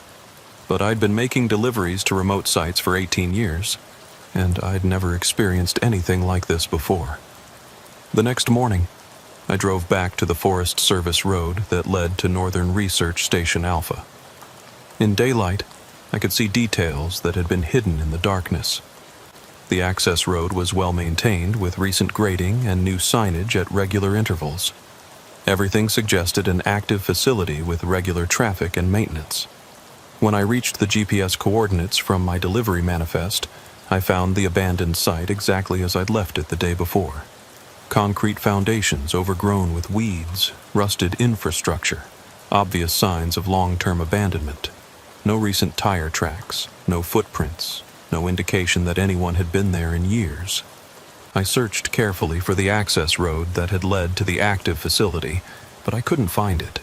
The forest was unbroken in all directions, with no trails or roads visible through the trees. According to my GPS, the active facility should have been less than a quarter mile away, but there was no path to reach it. I spent 3 hours walking through the forest in every direction, looking for any sign of the buildings, vehicles, or people I'd encountered the night before. I found nothing but wilderness. No cleared areas, no access roads, no evidence that any human activity had ever taken place in the area. Back at the abandoned site, I took dozens of photographs as Carol had requested. The concrete foundations, the rusted equipment, the weathered plaques indicating the facility's closure in 2009. Everything was exactly as I'd documented the day before, with no signs of recent activity or disturbance. But when I looked more carefully at the area where I'd found the delivery receipt, I discovered something that made my hands shake. There were fresh tire tracks in the dirt, matching the tread pattern of my truck's tires. The tracks led from the parking area to a loading dock that I hadn't noticed before, as if I'd backed up to unload cargo. I followed the tire tracks, examining them carefully. They were definitely from my truck, and they were definitely recent. The tread marks were crisp and clear, without any signs of weather damage. But I had never unloaded cargo at this location. I was certain of that. Near the loading dock, I found something else that shouldn't have been there. Wooden shipping crates, broken open and empty, with shipping labels from Arctic supply lines. The labels showed yesterday's date and my name as the delivery driver. The crates matched the specifications of the laboratory equipment I'd delivered to Dr. Mitchell's facility. I stood there staring at those empty crates for a long time, trying to understand how they could exist. I had clear memories of unloading the cargo at the active research facility, of watching Dr. Mitchell's team move the equipment into their laboratory buildings, but here was physical evidence that I had also unloaded the same cargo at the abandoned site. I took photos of everything: the tire tracks, the shipping crates, the labels with yesterday's date. Then I loaded the empty crates into my truck and drove back to Anchorage, my mind reeling with questions I couldn't answer. Carol Jensen was waiting for me when I arrived at the Arctic Supply Line's office. She examined the photos I'd taken and the empty shipping crates, her expression growing more puzzled with each piece of evidence. "Dale, this doesn't make any sense," she said after reviewing everything. "According to our shipping database, the cargo was delivered successfully to Northern Research Station Alpha and signed for by Dr. Sarah Mitchell. We have electronic confirmation of delivery, payment authorization from the Department of Energy, and all the proper documentation." She showed me the computer records, which confirmed everything she'd said. The delivery was listed as completed, with Dr. Mitchell's signature scanned into the system and payment processing normally through government channels. But if the facility has been closed since 2009, who authorized the payment? Who signed for the delivery? Carol had spent the morning making phone calls to various government agencies, trying to get clarification about the status of Northern Research Station Alpha. What she'd learned was disturbing. The Department of Energy has no record of any current research activities at that location, she said. No active personnel assigned to the facility, no budget allocations for operations, no contracts for equipment or supplies. According to their records, the site has been surplus property for 14 years. But someone paid for the delivery. That's what's really strange. The payment authorization came through legitimate Department of Energy channels with proper account numbers and authorization codes. The money has already been deposited into our account. But when I called the DOE accounting department, they have no record of authorizing any payments to our company. We spent the rest of the day trying to trace the source of the payment and the origin of the delivery request. Every lead ended in contradictions and impossibilities. The paperwork was legitimate, but the facility didn't exist. The payment was real, but it hadn't been authorized. The delivery had been completed, but the recipient couldn't be identified. 3 days later, Carol called me with news that made the situation even more confusing. "Dale, I got a call from the Department of Energy Inspector General's office. They're investigating possible fraud related to Northern Research Station Alpha. Apparently, someone has been using the facility's name and codes to order equipment and supplies from multiple vendors." "How long has this been going on?" "That's the weird part. According to their investigation, fraudulent orders have been placed using Northern Research Station Alpha's identity for over 10 years. Hundreds of thousands of dollars worth of equipment, all delivered to that location, all paid for through legitimate government accounts." The Inspector General's office wanted to interview me about my delivery, but when we scheduled the meeting, they called back to cancel it. The investigation had been closed, they said, due to lack of evidence of actual fraud. All the payments had been legitimate, all the deliveries had been completed according to contract specifications, and no government funds had been misappropriated. "They're treating it as an administrative error," Carol explained. "Some kind of computer glitch that created phantom orders and payments. They've corrected the database errors and written off the expenditures as unavoidable losses." But I knew it wasn't a computer glitch. I'd met Dr. Sarah Mitchell, talked to her research team, watched them unload equipment that they obviously needed and knew how to use. The facility I'd delivered to was real, active, and professionally operated. The fact that it didn't appear in government databases didn't mean it didn't exist. Over the following weeks, I researched everything I could find about Northern Research Station Alpha and its history. What I learned painted a picture of a facility that had been much more important than the official records suggested. The renewable energy research conducted at the original facility had produced several significant breakthroughs in solar panel efficiency and battery storage technology. Patents filed by the research team had become the basis for commercial products that were now worth hundreds of millions of dollars. The closure of the facility in 2009 had been controversial, with several researchers claiming that their work was being terminated for political rather than scientific reasons. Dr. Sarah Mitchell was a real person, a renewable energy specialist with advanced degrees from MIT and Stanford. She had worked at Northern Research Station Alpha from 2006 until its closure in 2009, and had published numerous papers based on her research there. But according to official records, she had died in a car accident in 2011, 2 years after the facility closed. Yet I had clear memories of meeting her, talking to her, watching her sign the delivery receipt. Either the official records were wrong, or something impossible had happened in that clearing in the Alaska wilderness. 6 months later, I was assigned to another delivery in the same general area. A routine shipment of supplies to a Fish and Wildlife Service research station about 50 miles from the original Northern Research Station Alpha coordinates. I wasn't planning to make any detours, but as I drove past the turnoff to the Forest Service road, I noticed something that made me pull over. There was a new sign at the intersection, an official-looking metal plaque that read, Northern Research Station Alpha, Active Research Facility, Authorized Personnel Only. The sign looked new, recently installed, with no signs of weather damage or aging. I drove down the access road following the same route I'd taken 8 months earlier. When I reached the GPS coordinates, I found the active research facility exactly as I'd left it. Modern buildings, solar panel arrays, wind generators, vehicles parked near the main building. Lights were on in several windows, and I could see people moving around inside. Dr. Sarah Mitchell came out to greet me as I parked near the main building. She looked exactly the same as she had during my previous visit, wearing the same style of winter clothing and official ID badge. "Dale, good to see you again," she said. "We weren't expecting a delivery today, but it's always nice to have visitors." I told her I was just passing through making a delivery to the Fish and Wildlife Station. Dr. Mitchell nodded knowingly. "That's Dr. Yamamoto's operation. Good people, doing important work on climate change impacts on wildlife populations. We collaborate with them occasionally on energy efficiency projects."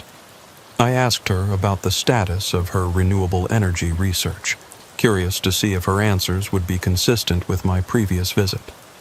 Dr. Mitchell seemed happy to discuss their work, describing recent advances in cold weather solar panel technology and improvements in battery storage systems.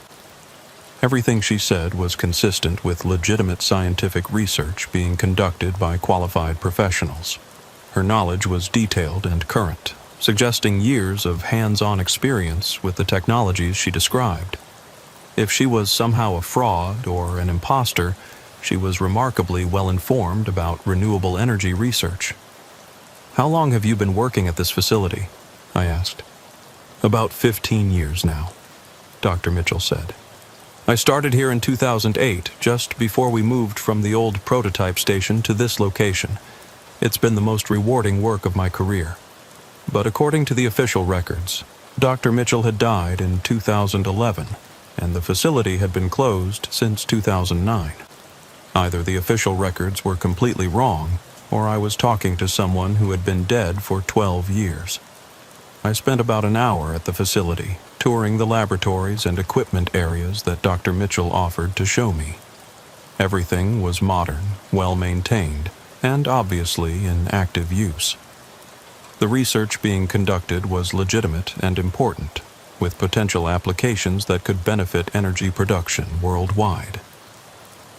When I left, Dr. Mitchell walked me back to my truck and thanked me for visiting. As I drove away, I watched the facility in my rearview mirror until it disappeared behind the trees.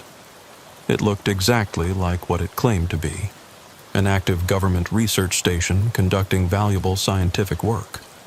But when I completed my delivery to the Fish and Wildlife Station and mentioned Northern Research Station Alpha to Dr. Yamamoto, he looked at me with confusion. "There's no research facility by that name in this area," he said. "The only Department of Energy installation I know of was closed years ago after budget cuts eliminated their renewable energy program." I drove back past the turnoff on my way to the highway, but the sign was gone. There was no indication that an access road existed at that location, no evidence that I'd driven down it just hours earlier. The forest was unbroken, with no gaps in the tree line that might have concealed a road. Over the next 2 years, I made several more deliveries to the area, always taking the opportunity to check the coordinates for Northern Research Station Alpha. Sometimes I found the abandoned site with its overgrown foundations and rusted infrastructure. Sometimes I found the active facility with Dr. Mitchell and her research team. And sometimes I found nothing at all, just wilderness that showed no signs of human activity. There was no pattern to these encounters that I could identify. Weather conditions, time of day, and seasonal factors didn't seem to influence which version of reality I experienced. The same GPS coordinates would lead to different destinations on different visits, as if the location itself was somehow unstable or uncertain. I documented everything carefully, keeping detailed records of each visit and taking photographs whenever possible. But the photos were inconsistent too. Sometimes they showed the active facility clearly. Other times they appeared to be corrupted or overexposed despite being taken with the same camera under similar conditions. Arctic Supply Lines eventually assigned me to different routes, saying that my reports about Northern Research Station Alpha were causing confusion with government customers and creating liability concerns for the company. Carol Jensen was sympathetic but firm about the need to avoid controversy. "Dale, I believe you're reporting what you experienced," she told me during my final meeting about the situation.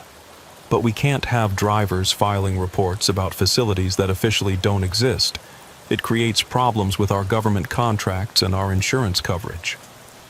I understood her position, but I also knew what I had experienced.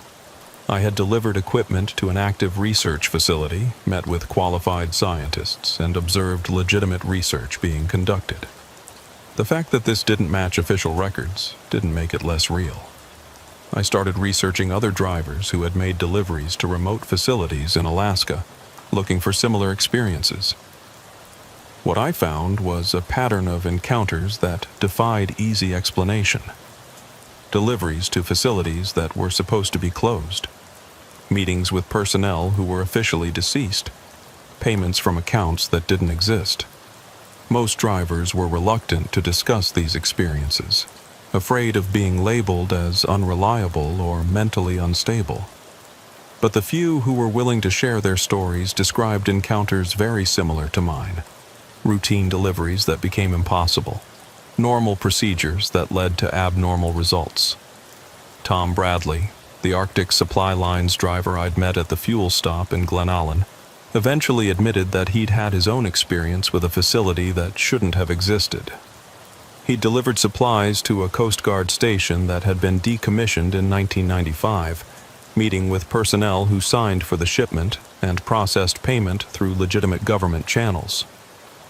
"I don't talk about it much," Tom told me during a quiet conversation at a truck stop outside Anchorage. "People think you're crazy if you say you delivered cargo to a place that's been closed for 30 years. But I know what I experienced, and I know it was real." Other drivers had similar stories. Deliveries to mining operations that had been shut down for decades, meetings with forestmen who had died years earlier, payments from companies that had gone out of business before the drivers were born. All of them involved remote locations in Alaska. All of them included documentation that appeared legitimate, and all of them left the drivers questioning their understanding of reality. I began to think that Alaska itself might be somehow different from other places. that the extreme conditions and vast distances created environments where normal rules didn't always apply. The isolation, the harsh weather, and the psychological stress of working in such conditions might create situations where past and present became blurred, where facilities that had once existed could somehow continue to operate outside the normal flow of time. Or perhaps there were government operations that continued to function despite official closure, maintained for reasons that weren't reflected in public records. Black budget programs, classified research projects, facilities that were too important to shut down despite bureaucratic decisions to the contrary. But the simplest explanation was also the most disturbing. That I had somehow become unstuck from normal reality, doomed to make deliveries to places that existed only in some parallel version of Alaska, where different decisions had been made, where facilities had remained open, where people who had died in my world continued to live and work. I retired from long-haul trucking in 2024, taking a job with a local delivery company that keeps me close to Anchorage and away from the remote routes where impossible things happen. But I still think about Northern Research Station Alpha, about Dr. Sarah Mitchell and her research team, about the important work they were conducting in a facility that officially didn't exist. Sometimes I wonder if they're still there, still making advances in renewable energy technology that could help solve the world's climate crisis, still waiting for deliveries of equipment and supplies that might never come because the official world has forgotten they exist. And sometimes I wonder if the real tragedy isn't that I experienced something impossible, but that something important and valuable continues to operate in isolation, cut off from the support and recognition it deserves, because bureaucratic reality has declared it non-existent. The Alaska wilderness is vast enough to hide secrets, remote enough to allow anomalies, harsh enough to create conditions where normal rules break down. Maybe Northern Research Station Alpha exists in one of those hidden places, continuing its work despite official abandonment, waiting for the occasional delivery driver who can somehow find his way through the gaps in reality to bring them what they need. Or maybe I've been making deliveries to ghosts, helping the spirits of dedicated researchers continue their work even after death, facilitating science that transcends the boundaries between the living and the dead. In a place as extreme and unforgiving as Alaska, where survival depends on determination and stubbornness that borders on the supernatural, maybe death itself isn't enough to stop people from completing their missions. I've learned to live with the uncertainty, with the knowledge that I experience something that doesn't fit into any rational framework I understand. It's changed how I think about reality, about the relationship between official records and actual truth, about the possibility that important work might be happening in places and ways that the bureaucratic world doesn't recognize or acknowledge. The delivery receipts are still in my files, signed by Dr. Sarah Mitchell, dated with impossible dates, stamped with authorization codes that the government claims don't exist. The photographs I took sometimes show the active facility clearly, other times show nothing but empty wilderness. The GPS coordinates remain constant, but they lead to different destinations depending on factors I can't identify or predict. I've shown the evidence to friends, family members, and former colleagues. Some believe my account, others suggest I seek professional help. Most prefer not to discuss it at all, uncomfortable with questions that don't have satisfactory answers. But the evidence exists, tangible proof that something happened even if no one can explain what it was. 3 years after my first encounter with Northern Research Station Alpha, I received a phone call that brought the mystery full circle. The caller identified himself as Agent Martinez from the Department of Energy Inspector General's office, the same office that had investigated and then closed the fraud case related to the facility. "Mr. Peterson, I need to ask you some questions about deliveries you made to Northern Research Station Alpha between 2023 and 2024. We're reopening our investigation based on new information that's come to light."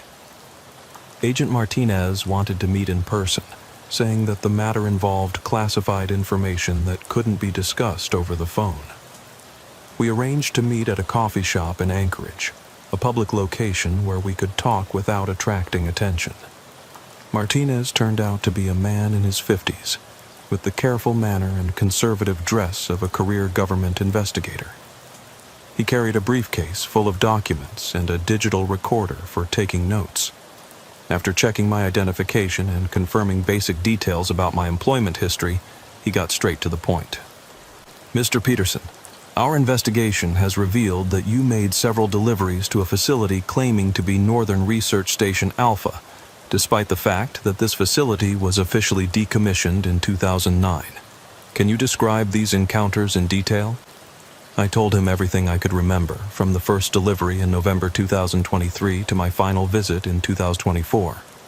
Martinez listened without interruption, taking occasional notes and asking for clarification on specific details. When I finished, he was quiet for several minutes, reviewing his notes.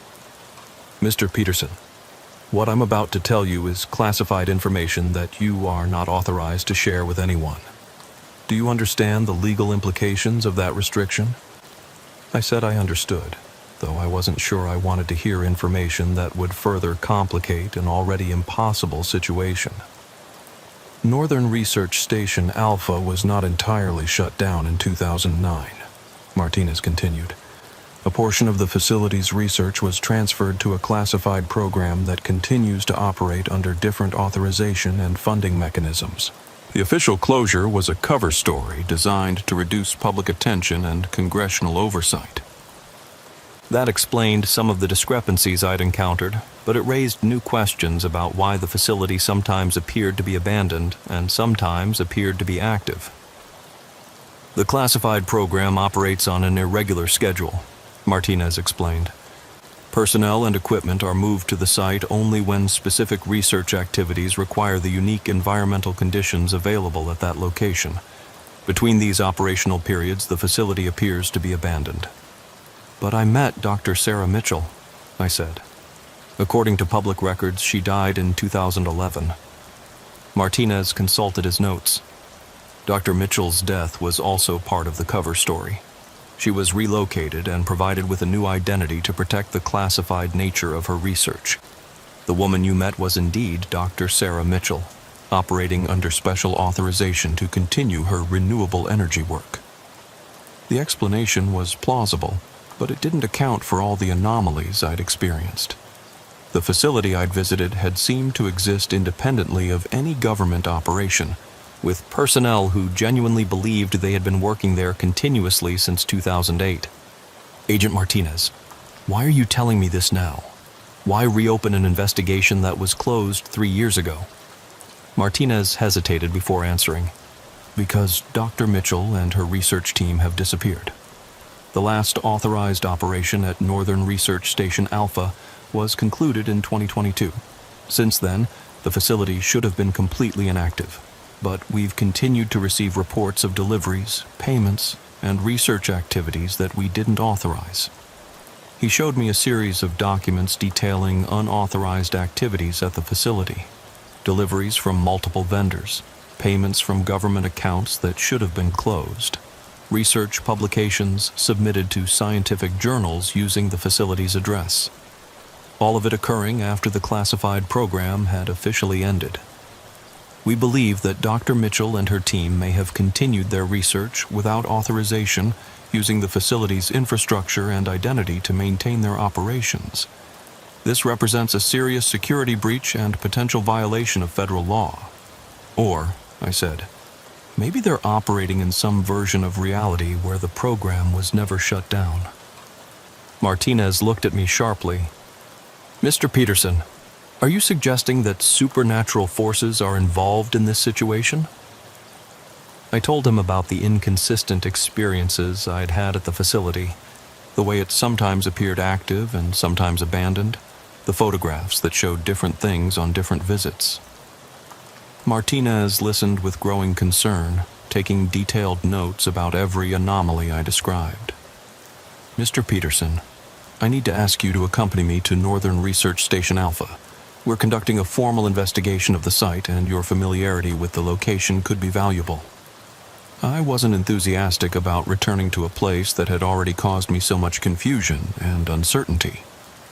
But I was curious to see what an official government investigation would find, and I hoped that Martinez might be able to provide explanations for the things I'd experienced.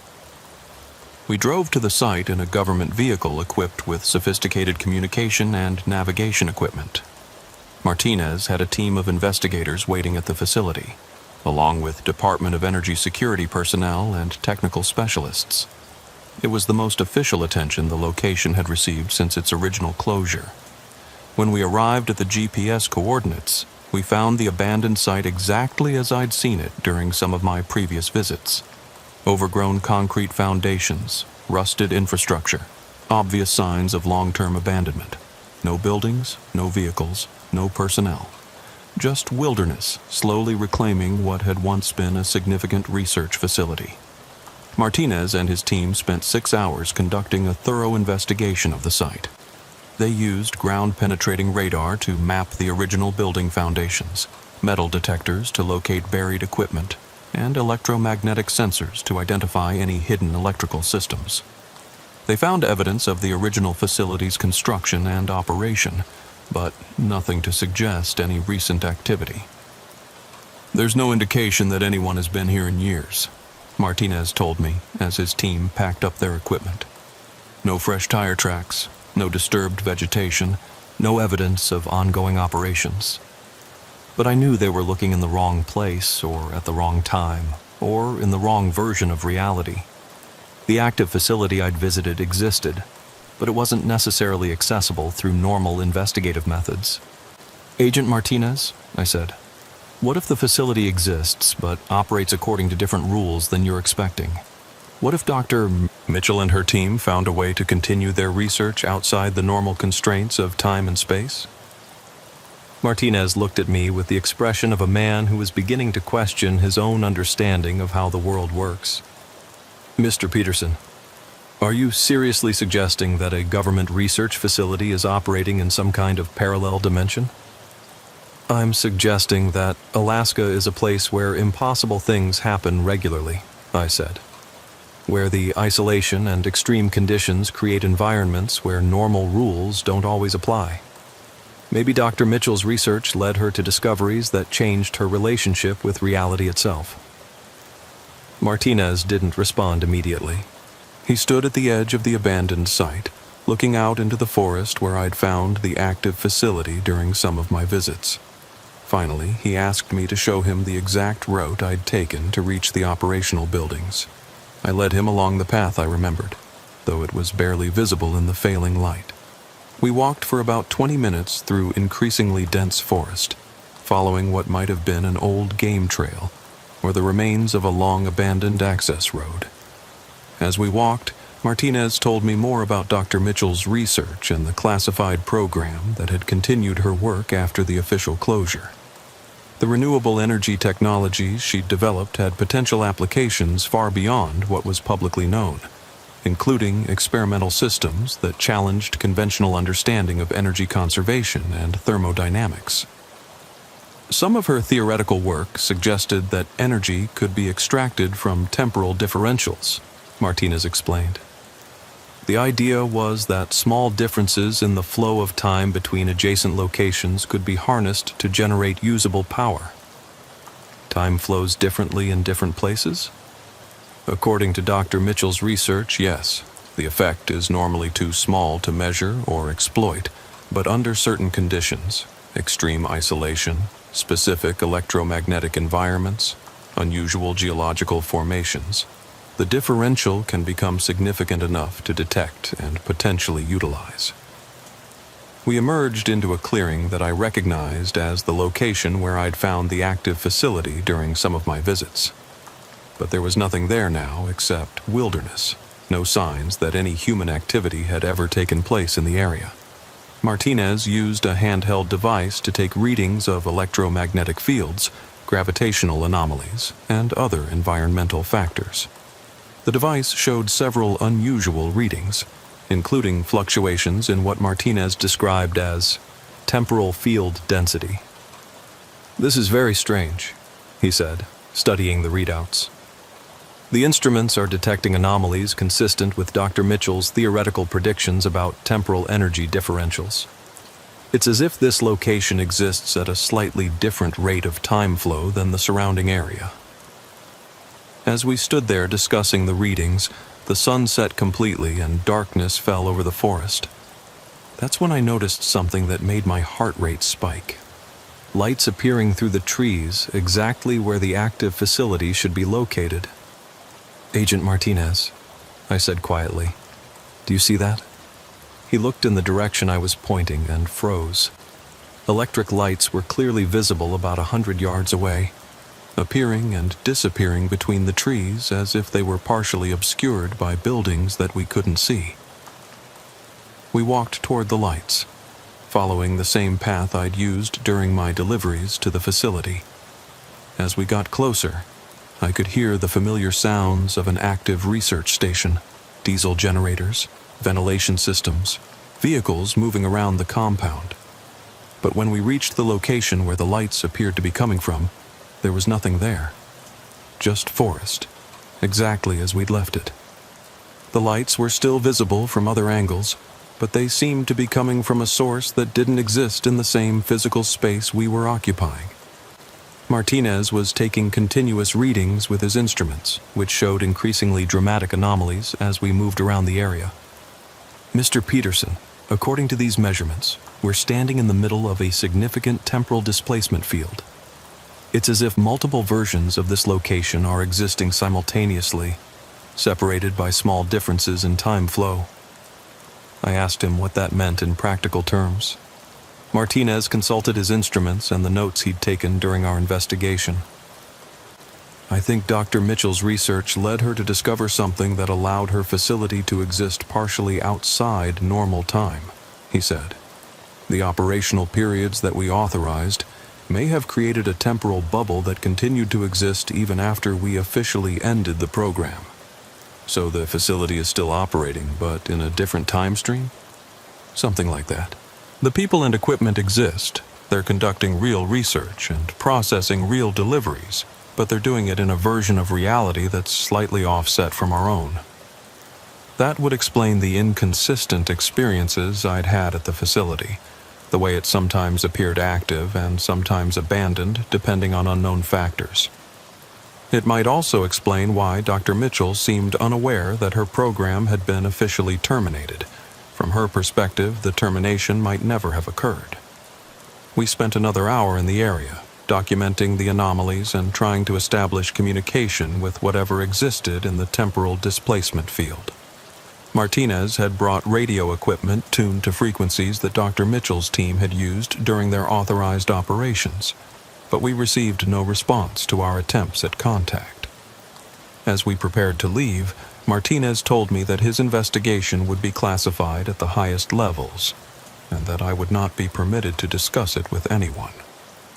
The official report would conclude that no unauthorized activities had taken place at Northern Research Station Alpha, and that all previous reports of anomalous deliveries had been the result of administrative errors. "What about Dr. Mitchell and her team?" I asked. "Are you just going to leave them trapped in their temporal bubble?" Martinez was quiet for a long moment, consulting his instruments one final time. "Mr. Peterson, according to my readings, Dr. Mitchell's facility isn't trapped. It's exactly where and when it's supposed to be, conducting research that may be more important than any of us realized. The temporal displacement isn't a malfunction. It's a feature." "A feature of what?" "Of a research program that discovered something so significant that it created its own reality to protect and continue the work. Dr. Mitchell and her team aren't lost in time. They've found a way to exist outside the political and bureaucratic constraints that were shutting down their research."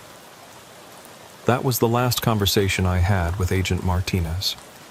True to his word, the official investigation was classified and all records of my deliveries to Northern Research Station Alpha were removed from government databases.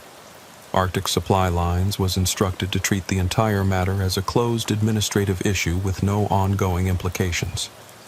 But I know what I experienced, and I know it was real. Somewhere in the Alaska wilderness, in a temporal bubble created by scientific research that transcended the normal boundaries of reality, Dr. Sarah Mitchell and her team continue their work on renewable energy technologies that could change the world. They're still there, still conducting experiments, still making breakthroughs that might solve humanity's energy crisis.